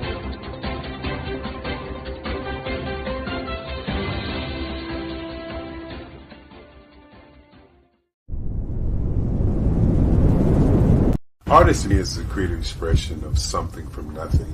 You know, it explodes onto the canvas, or it explodes on in my work. One of the things that I try to do more than anything is I try to just give the lines and the movements and emotions and expressions into what I do. Art really means to me a chance to express how I feel deep down inside. Most of my art begins as a thought that I might have, you know, whether it's sports, whether it's history, whether it's a woman or a man. It pretty much starts as an idea of thought before I get into the actual image of what I'm going to draw. I do a lot of historical pieces. I was a history minor in college, and I love to do history pieces. And a lot of times I'm thinking about history, and then I try to make that history impact you as you look at it. That's one of the reasons I do pictures so large. People ask me, why do I do the pictures so big?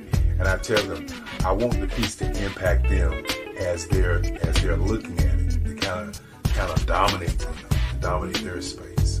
And most of my pieces I try to do off page. I don't try to do anything that's going to be in those four corners, or in a square. And I want your imagination to be a part of the piece that you're looking at.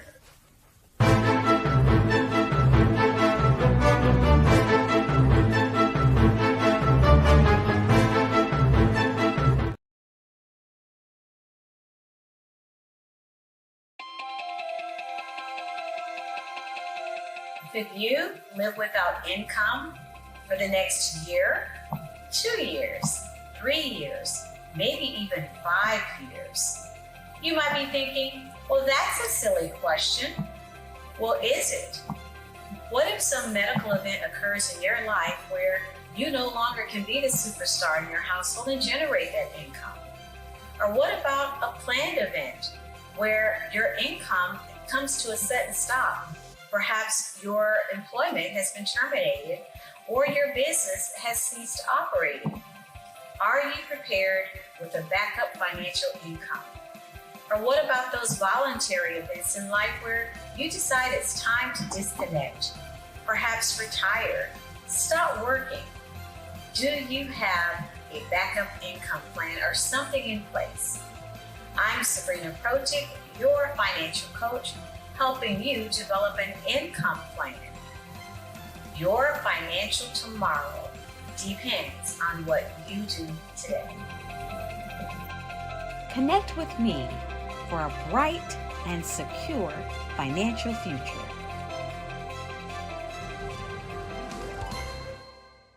Sometimes you gotta hear the news from the Black perspective, and more specifically, Black publishers. And that's exactly why you have to download the HeyTie app, the largest mobile app delivering breaking news, videos, and podcasts from 200 of your favorite Black publishers. Yes, 200 Black publishers delivering news as it happens, literally all in one app. Go to HAYTI.com or download the app in the Google Play Store or Apple App Store. It's completely free, along with information that you can trust, so go check them out.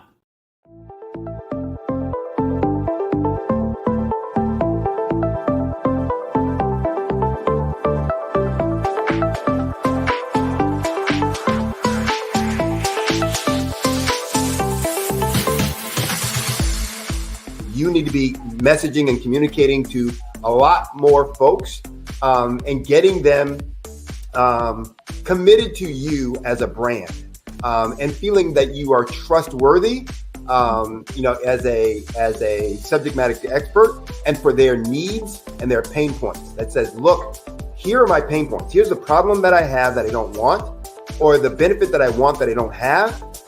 And Grant and Sydney understand that and are giving me information to be able to assist, in my eliminating those pain points.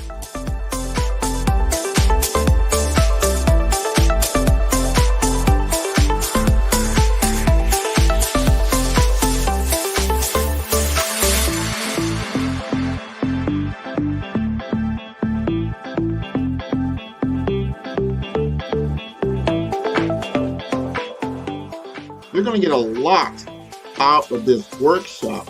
We're going to show you ways that you can begin to look at this particular problem, that you can apply different formulas, techniques, and skills. We're going to get you to that next level. And then you'll understand the value that we're bringing.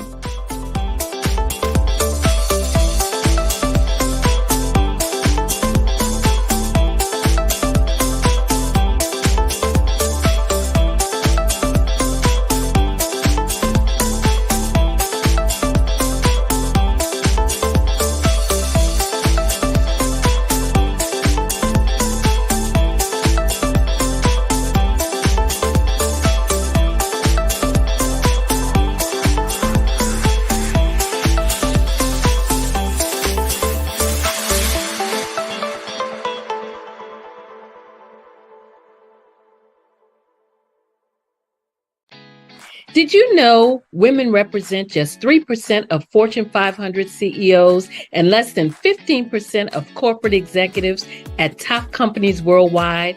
Have you wondered what the secrets are to getting into the top ranks, whether in the private or public sector? Do you want to figure out how to stop being held back in your career or passed over for promotion? Then you're in the right place. Hi, I'm Dr. Madeline Ann Lewis, President and CEO of the Executive Women's Success Institute. I have decades of experience in the military, the federal government, and corporate America, and my mission is to help women succeed and tap into their full potential.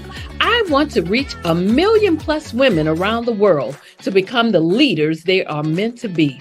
So if you want to move into a management or executive level position, or maybe you are a female veteran transitioning out of the military into business entrepreneurship, then reach out to the Executive Women's Success Institute at 301-693-3284. Let us get you on the fast track to success.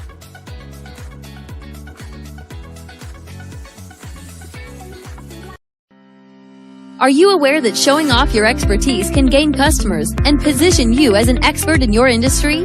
Consumers need confidence to purchase. So let us showcase your knowledge by interviewing you for a 3 to 5 minute video.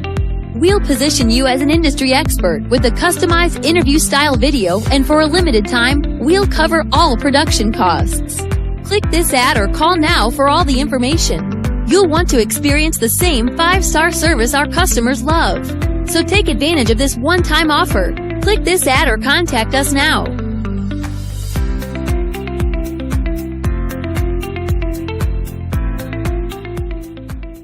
The Black Business Expo's mission is to raise funds for high school seniors going to college or K-12 entrepreneurs. This expo is a fundraiser for students. Please, you may go to www.blackbusinessexpousa.com to donate to the scholarship fund or use the Cash App at $BBXUSA. Our goal is to give laptops and up to $5,000 to 10 students. Students can register online at www.blackbusinessexpousa.com. Every dollar counts. Please donate to the Black Business Expo USA Scholarship Fund.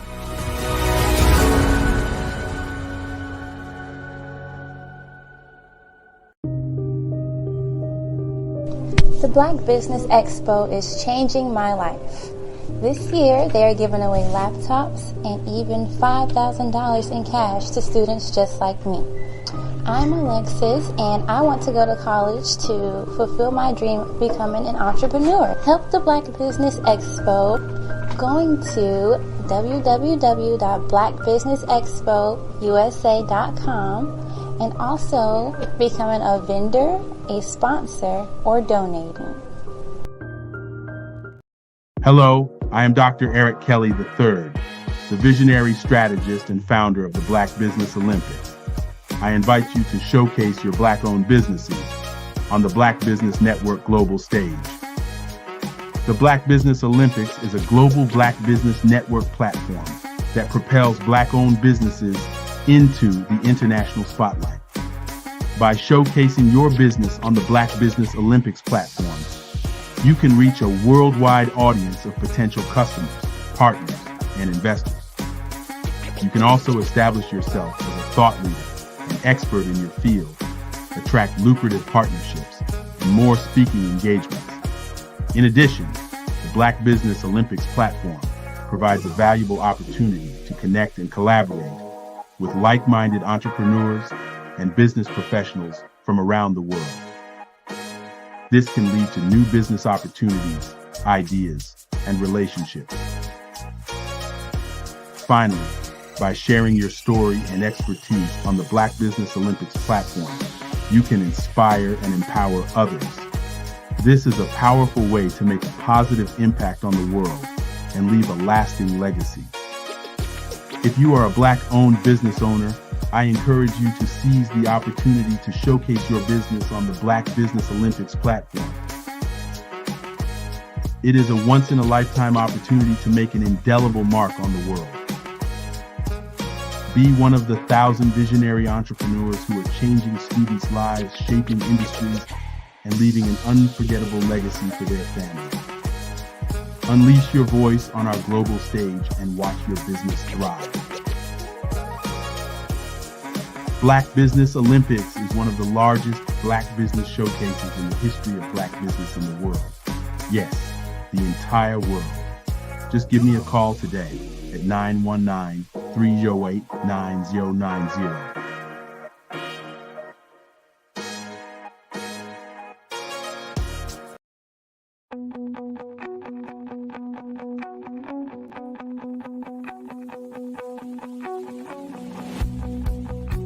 I am Black Business. From the moment I wake until the time I sleep. Yes, I am Black Business. I am Black Business. Tell me, are you Black Business? I am Black Business. Do you support Black businesses? Listen, I support Black business because I am Black Business. Black Business Expo, one of the largest business showcases in the history of Black business in the world. The world. Sign up today at www.blackbusinessexpousa.com or call 919-308-9090. I am Black Business.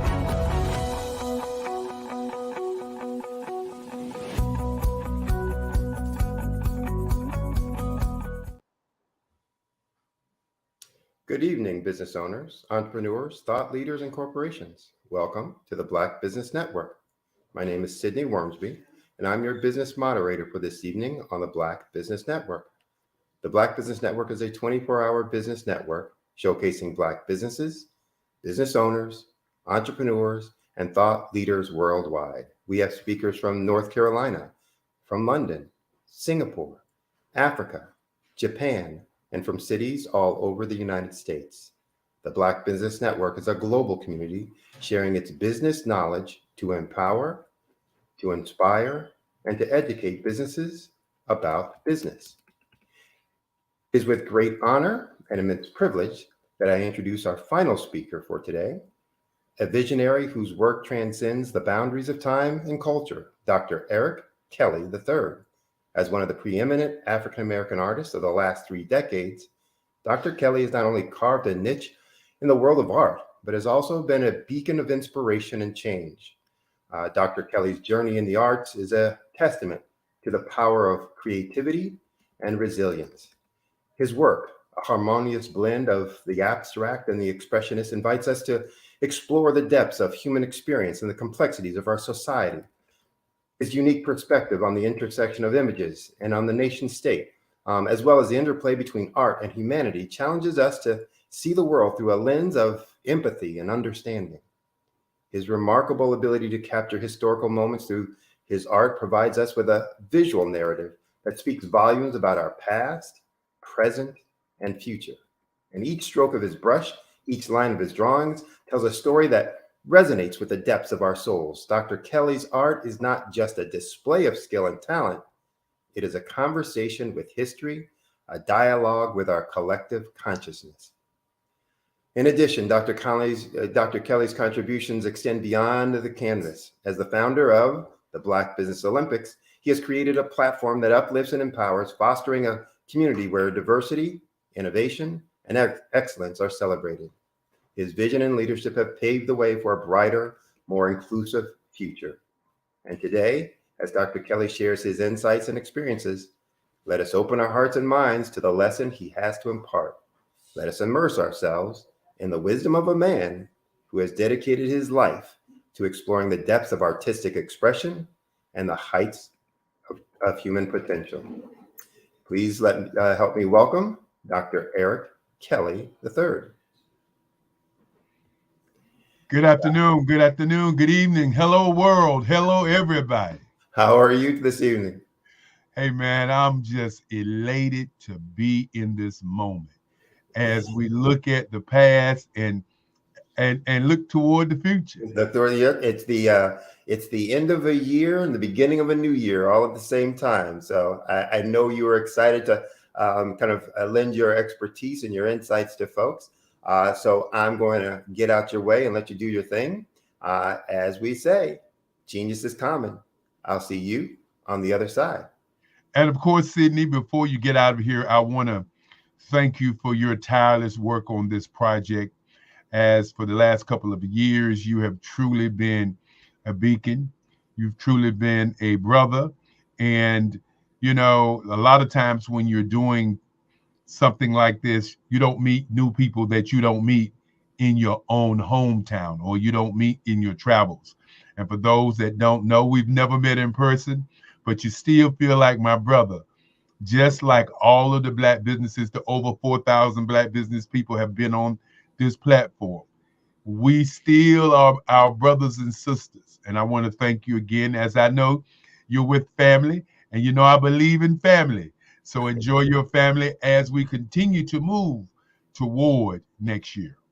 All right. I appreciate the appreciation. So go ahead and do your thing and enjoy the holidays and look forward to working with you in the next year as well. Genius is common, and I will see you on the other side. Good evening. Good day. Good evening. Good day.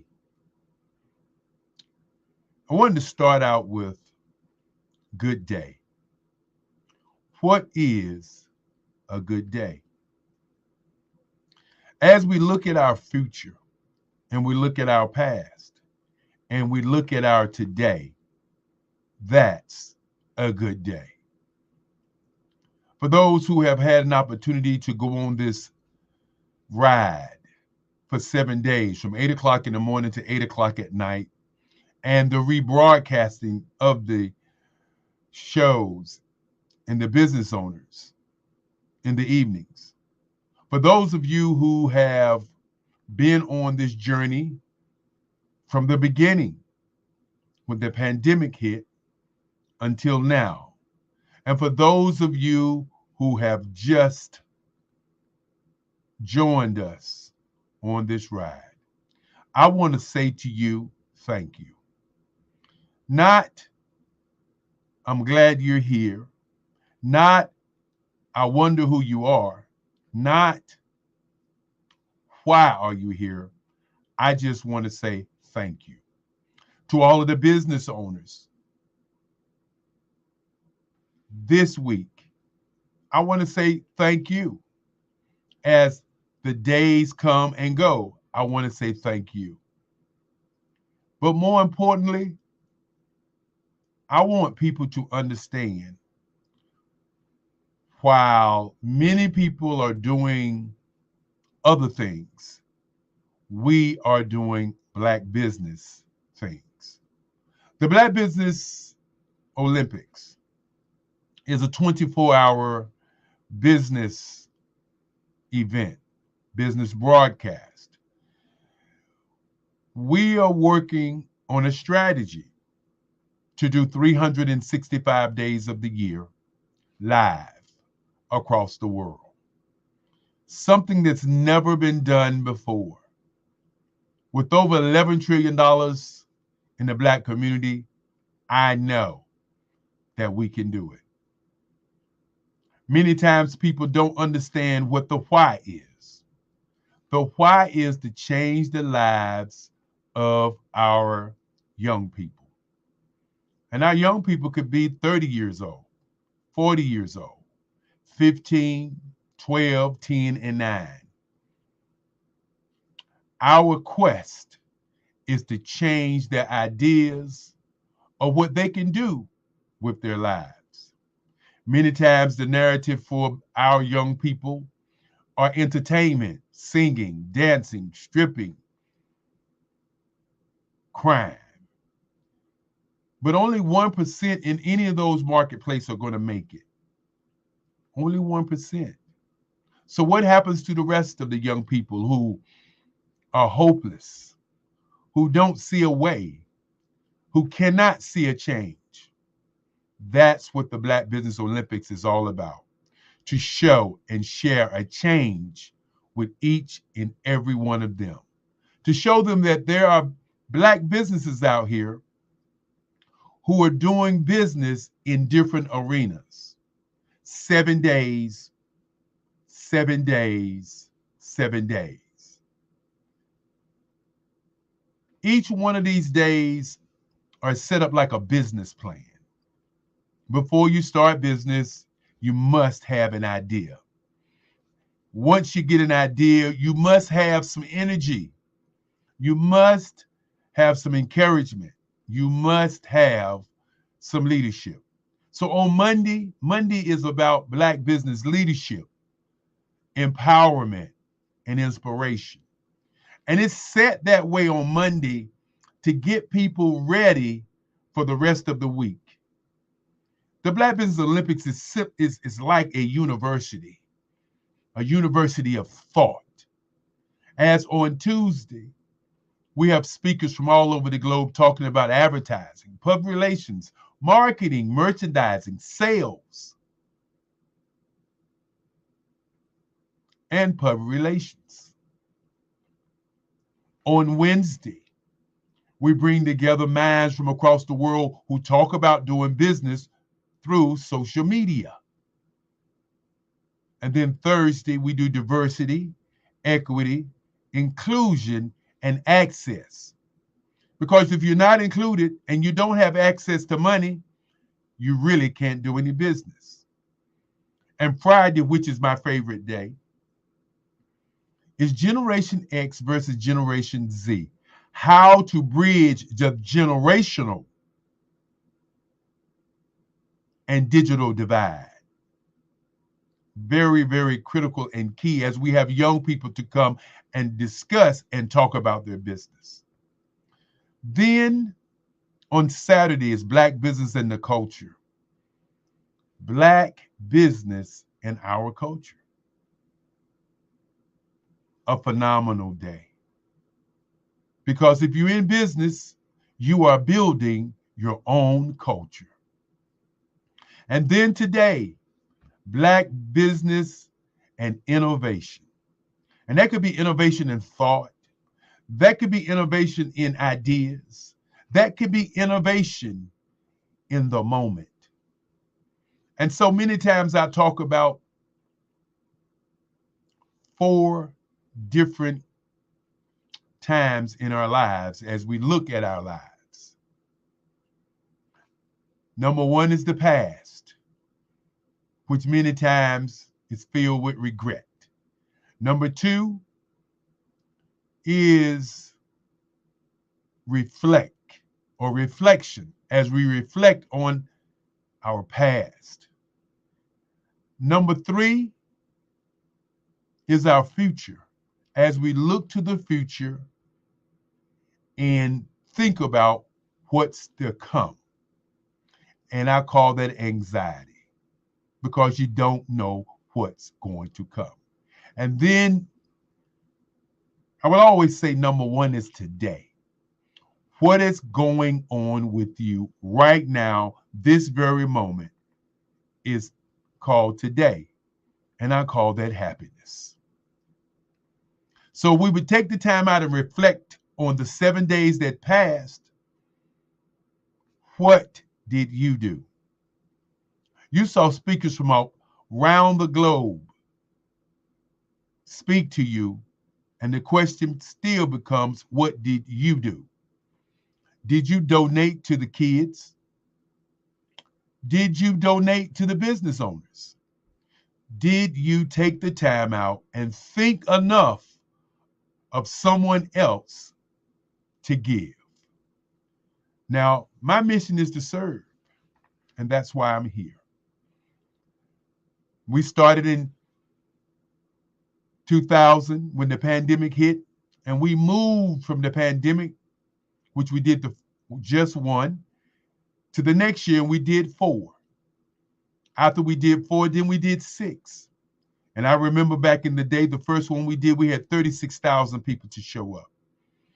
By the end of 2021, we had over 10 million people to show up. And then, of course, last year we did every other month, and this year we're doing every month. The numbers are crazy. But what's interesting is the business owners continue to come back over and over and over and over. Why do they show up? To share their business with you. I submit that they are standing on the shoulders of the Marcus Musea Garveys, on the Madam C.J. Walkers, on the shoulders of the Malcolm X's, the Martin Luther Kings Jr.'s, the Nelson Mandelas. They're standing on the shoulders of great Black people who have gone on before, who continue to share with us what excellence looks like. So think about that for a moment. What is your excellence? What is your give? What is your service to your people? As my great-grandfather used to say, if you don't value your value, then your value will not be valuable, as he continued to talk about young people. And that's why we do it, to raise scholarships for the kids. And I know many of you are sitting there saying it's a marathon and you keep saying you're raising, but where are the kids? Where are the kids? And we can keep saying to you all, where is your service? We run the BBX USA monocle across the screen, and we expect that our community will understand and join in with what we have planned. Before I go any further, it's been one of the things that I continue to do is to thank the people who make this happen. I don't thank me. I don't sit around and look at me and say, I continue to say, thank you to those who have made this happen. And when I say thank you, I have to thank the number one person in my life. I have to thank my great-grandfather, who was my only daddy. I have to thank him when he stopped me when I was 7 years old and asked me to be a lawyer. And he almost demanded that I become a lawyer, brought the books in the bedroom as I stayed in his house. And I said I wanted to be an artist. And true to form, like my great-grandfather, he said, well, then where's your work? And I scurried over to my bed and I pulled out the art that I had been drawing. And with that, I went on a journey with him to museums. As he said, I should have a museum if I'm going to be an artist. And so we went to different museums to show me what a museum was. And my great-grandfather said at that time, you cannot give your work away. You must only sell to collectors. And that's what I've done all of my career. One of the reasons that I showed the art side of me, doing this whole business side of me, and so that people can understand what it's really about. My grandmother and my great-grandfather's name was Henry S. Stansel. Excuse me, Henry, we called him Papa Stansel. My grandmother, who started the Black Business Expo in 1990, when she brought it to my advertising agency and said she wanted to bring corporations and Black businesses together. Because in the rooms that she was in, she would always hear, where are the competent Black businesses? And so we started this movement 1990. And the key to her, as she explained it to me, was that she wanted to give scholarships to kids because she saw how I changed when I got an art scholarship to go to an HBCU, North Carolina Central University. She said she wanted to see that kind of change in students in North Carolina. And we've since moved that from North Carolina to the globe. If you're a student out there and you're looking to do something with your life, we have business owners who want to be mentors. We have business owners who want to give to you. Go to the website, www.Black Business Expo USA, and fill out the information. The key word tonight is service and why. So with that being said, I'd like to thank the people behind the scene who are making this happen. First, I'd like to thank my mama, Frances Cagle. Yes, she's the queen of the world. My mother, I just want to thank her, as she's always showed and shared with me how to be better at being a human being, how to be better at being who I am, and more importantly, how to continue to press on no matter what. I want to thank my sister, Esther Sherrill, who's cooked for the staff. She is the chef. I want to thank Lisa Williams, who takes care of transportation all over the country for all of the people. I want to thank my little sister, Alfreda Williams, who's a sponsor of this event. And I want to thank my little brother. I know he gets tired of me saying little brother, but I want to thank Alonzo Zoe Cagle as he continues to inspire me to continue to push and press forward. When you start saying thank you, it's a tricky thing because sometimes you're not going to say everybody. And when you don't say everybody, somebody's going to be mad with you. Well, I want to say this before I get started on the thank yous. If I don't mention your name, does not mean that I don't thank you for doing what you've done for us over the last 4 years. If I were to thank each and every person, I would have to thank 4,000 people. And of course, I don't have the time to do 4,000 people today. But I want to start out with a young lady who's been tirelessly, been in the background, who's really, really stepped up. And she's just proven what our young people can do. I want to thank Maroc Hicks. Maroc Hicks has been tirelessly working on this project, only 30 years old. 30 years old. And the reason I stopped there is because I am over 60 years old and should not be sitting in this chair raising money for our young people. Our young people should be sitting in this chair raising dollars or raising funds for young people. When you understand the age on the planet, the average age is 27 years old, 29 in North America, 27 in South America, 29 in Europe, but in Africa, 14. 14.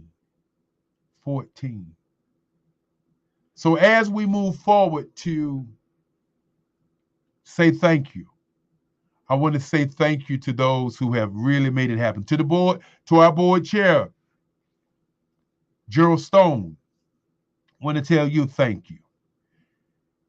Want to also say thank you to Mark Lee. Mark Lee has been our engineer for over the last 4 years, making sure all the commercials and everything works well. Want to thank Mark Lee for that, because it's easy to look good when you're doing things, but you got to have people to help. Want to thank Dominique Milton of the CMV, the Carolina Virginia's Minority Development Council. Want to thank our first moderator, Andrea Adams. Want to thank Coach Kimberly Williams. Want to thank Alan Thornton. Want to thank Enolia Fote out of Nairobi. Want to thank Sharon Ficklin. Want to thank LeVon. Want to thank John Riley III, Renetta Brown. Want to thank them because they came in and talked about their companies. Definitely want to thank Renata, as she's going to be doing the literary session next year, as we're going to be doing 2 weeks. So if you're a writer, author, make sure you get in touch with her by going to our website. Want to thank Dr. Curtis Charles, the University of West Indies, as he talked about artificial intelligence. Want to definitely thank him.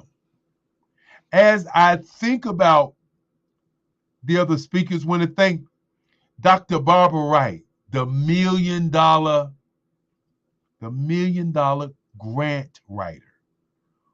Want to thank Tanya T. Wise. Yes, want to definitely thank her, as she has been another lady that's labored in the background to make things happen. Jennifer Samuel, want to give her a shout out. Want to thank Dr. Tabitha Russell, who, while we are going through the process of bringing all these great speakers, over 145 speakers, she calls out of the blue and says, is there anything that I can do to help? Angela Baptiste, who was one of our moderators who also spoke, want to thank her. Want to thank Melanie Perry, the Zillionaire Enterprise. Want to thank Damon House. Want to thank Andre Ward, Trudy B. Parsons. Want to thank Gene Baker. Want to thank Sharonda Davis. Want to thank Raymond Ray, Felicia Ward. And when I begin to say thank you to some people, I know I'm going to miss somebody, but I'm going to do my very best to say thank you to all of those that I can remember. I want to say thank you to Jerry Smith. Thank you to Loretta Hudson. I said earlier I wanted to thank Marak Hicks, as she not only moderated, she moderated 2 or 3 times. And she worked in the back office. Want to thank the young man, David Jones, the 3-time gold medalist of the triathlon.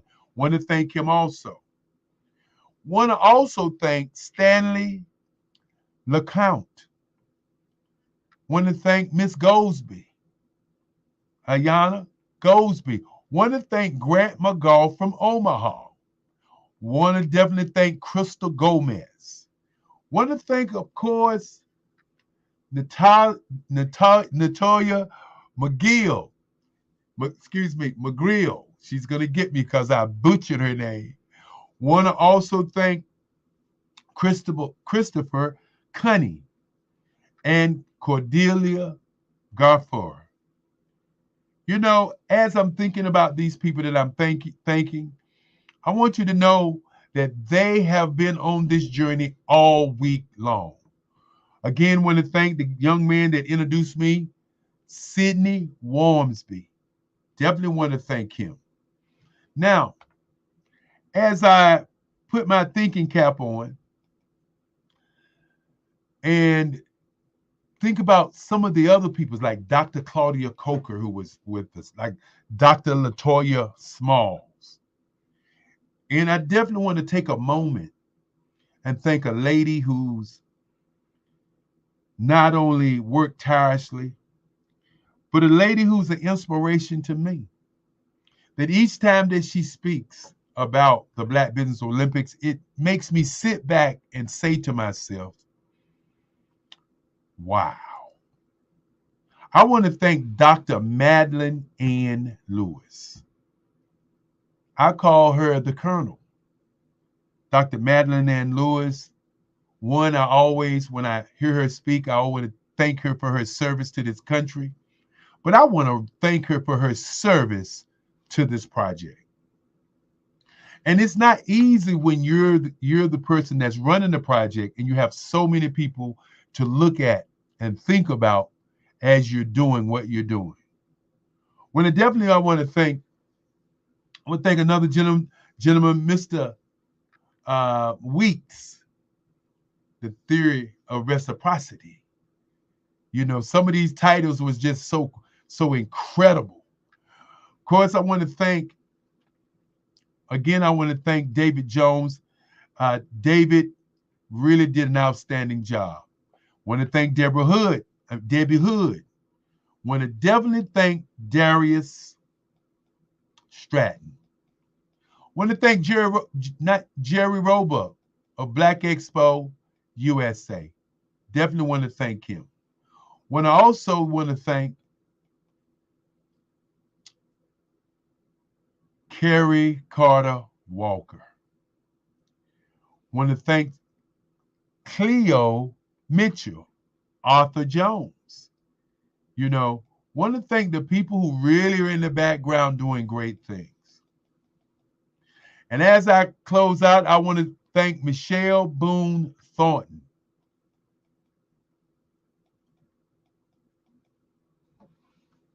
Take a moment and just say a few words about Michelle Boone Thornton. Her and her husband have been working with us. Virgil Thornton is her husband. Have been working with us to make sure that we get different insights. Michelle talks about your health and how you feel. Virgil talks about leadership. An outstanding pair. Want to thank Spiritual Teak. As on yesterday, for those who had an opportunity to be here, she spoke and she really brought home Black business and the culture. Want to thank T.L. Holmes. Want to thank Erica Jo Robinson. Want to thank Gary Thompson. Want to thank a young lady who's been moving around the country and around the world. Want to thank Dr. Lotus Richey. Want to definitely thank another gentleman who has been sending us speakers, who has been talking to me. Want to thank Unissa. Want to definitely thank Bukeka Blakemore, Fave Unite TV. Want to thank Pat Murray. Want to thank Daryl, or should I say Bishop Daryl Anderson. Again, want to thank Mark Neely as he spoke earlier today, and Deborah Hubbard for being on Yes, Black Don't Crack. Want to thank Amini Muhammad as we continue to go toward the end of these thank yous. And again, if I haven't said your name, if I haven't mentioned a word about you, let's understand that that doesn't mean that you haven't contributed. That doesn't mean that you haven't done anything. Want to definitely thank Dr. Hightower, Maurice Thomas. Want to thank Lawrence Nichols, as Lawrence Nichols stepped in again to do an outstanding job as is our evening moderator. As I get a chance to at least say goodbye to him this evening as we get ready to close out.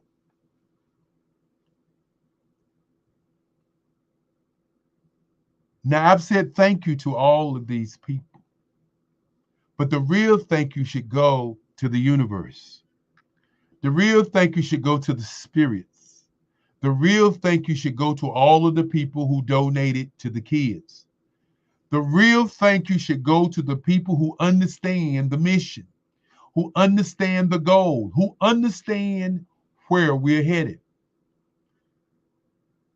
Today is the happiest day of my life because I get a chance to say thank you to so many who have been a part of this journey.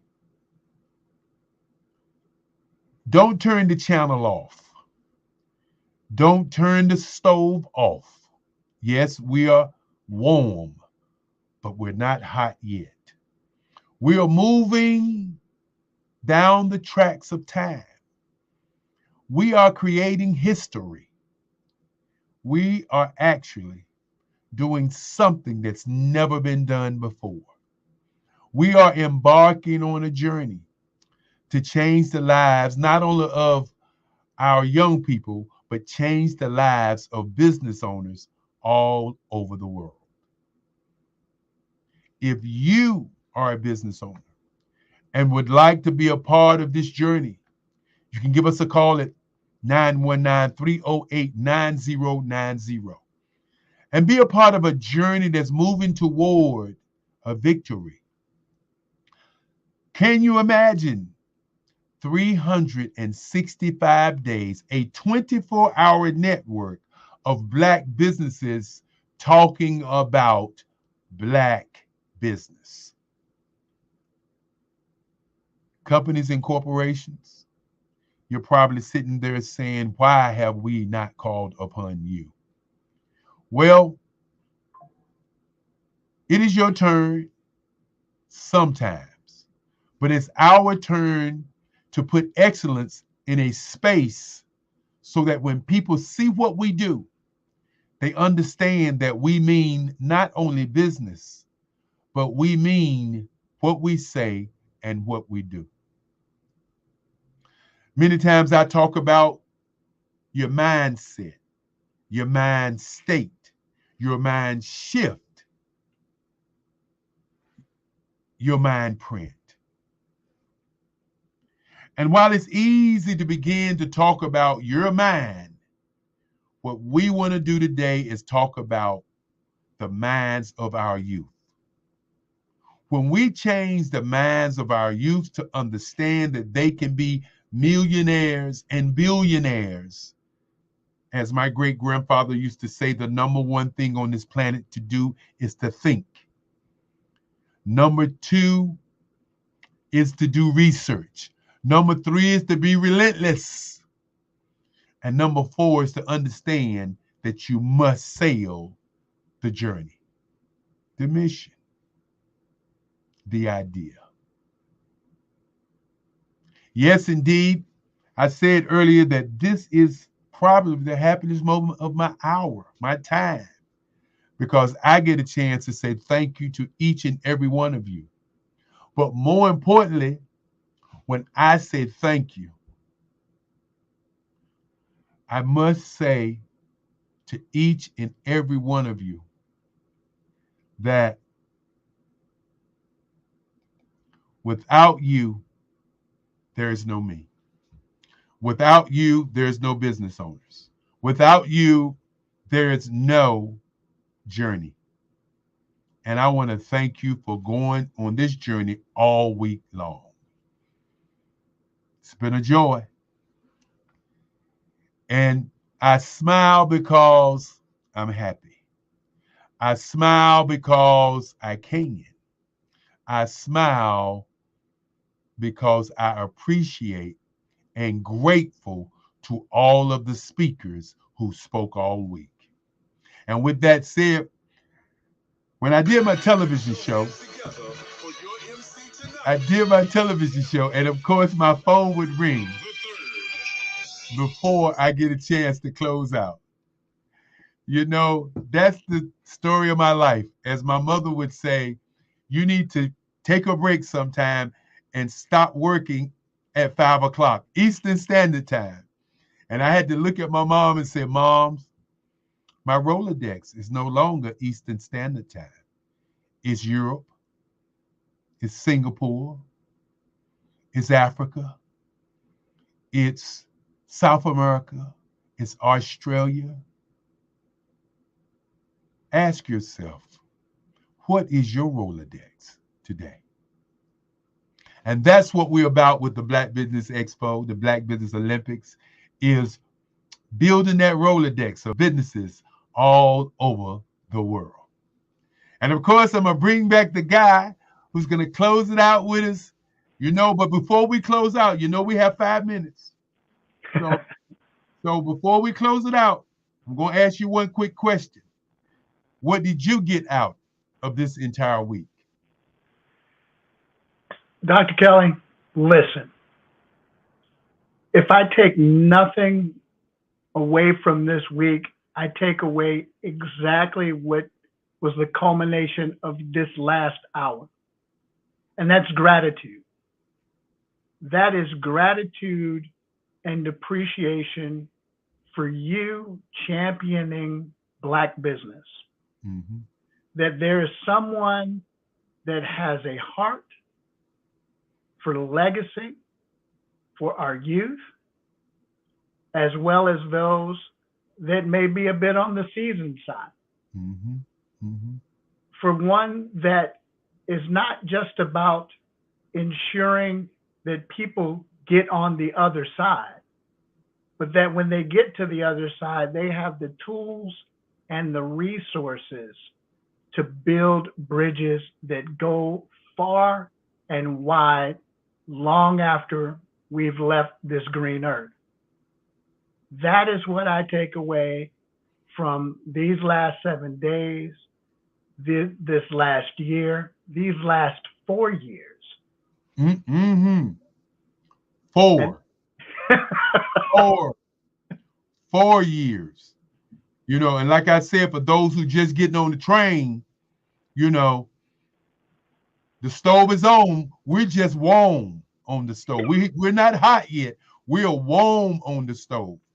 And when we become hot on the stove, then you're not going to be able to get on the train of destiny, or as I continue to say, the train of history. See that? I love that. And that's what this is about. That's why, Dr. Kelly, I love you. All of the thousands of lives that you touch through this work, we love you. We salute you. Mm-hmm. We thank you for being the general that you are, that was willing to sit under your grandfather, your grandmother's tutelage, and to continue on. You show us the road we have to travel. Notice that I didn't say that we had an option. It's the road that we have to travel if we really want to see the change that we want to be. And as we get out of here, and a lot of times people don't get it. They just don't get it when I ask people questions, because deep down inside, both of us know that this is something that should have happened before now. That's the interesting part about what's going on. This is not something that's new. This is something that should have happened way before now. Because many times when we start talking about a network of our own, it's always we're doing something against somebody else and excluding other people for fear of us getting together and joining our resources together across the world. And so we must begin to understand there's nothing wrong with the brand. And that's all we're selling, just like Coca-Cola, Pepsi-Cola. Our brand is Black business. Our brand is not, we mad at you. Our brand is not, we don't want you. Our brand just happens to be Black business. And with that being said, I know we got about 30 seconds to go. And I want to get out this last part before we go. What you're looking for is looking for you. And as I used to say on my TV show, The Man on the Spot, without love, there's no happiness. And without happiness, there's no peace of mind. And goodbye until the next time. Stay tuned, because when we show up to share the brilliance of a people. And again, goodbye, good night, good day. Thank you, thank you, thank you, and thank you, Lawrence. But more importantly, thank you, ancestors who have laid the path for us to stand on and begin to see ourselves in our greatness. Goodbye. And as we say, I got to say it, genius is coming. You can say it with me. Genius is coming. Amen. Let's do it. We got to do it together. Genius is coming. And I'll see you on the other side. Bye-bye. Bye-bye.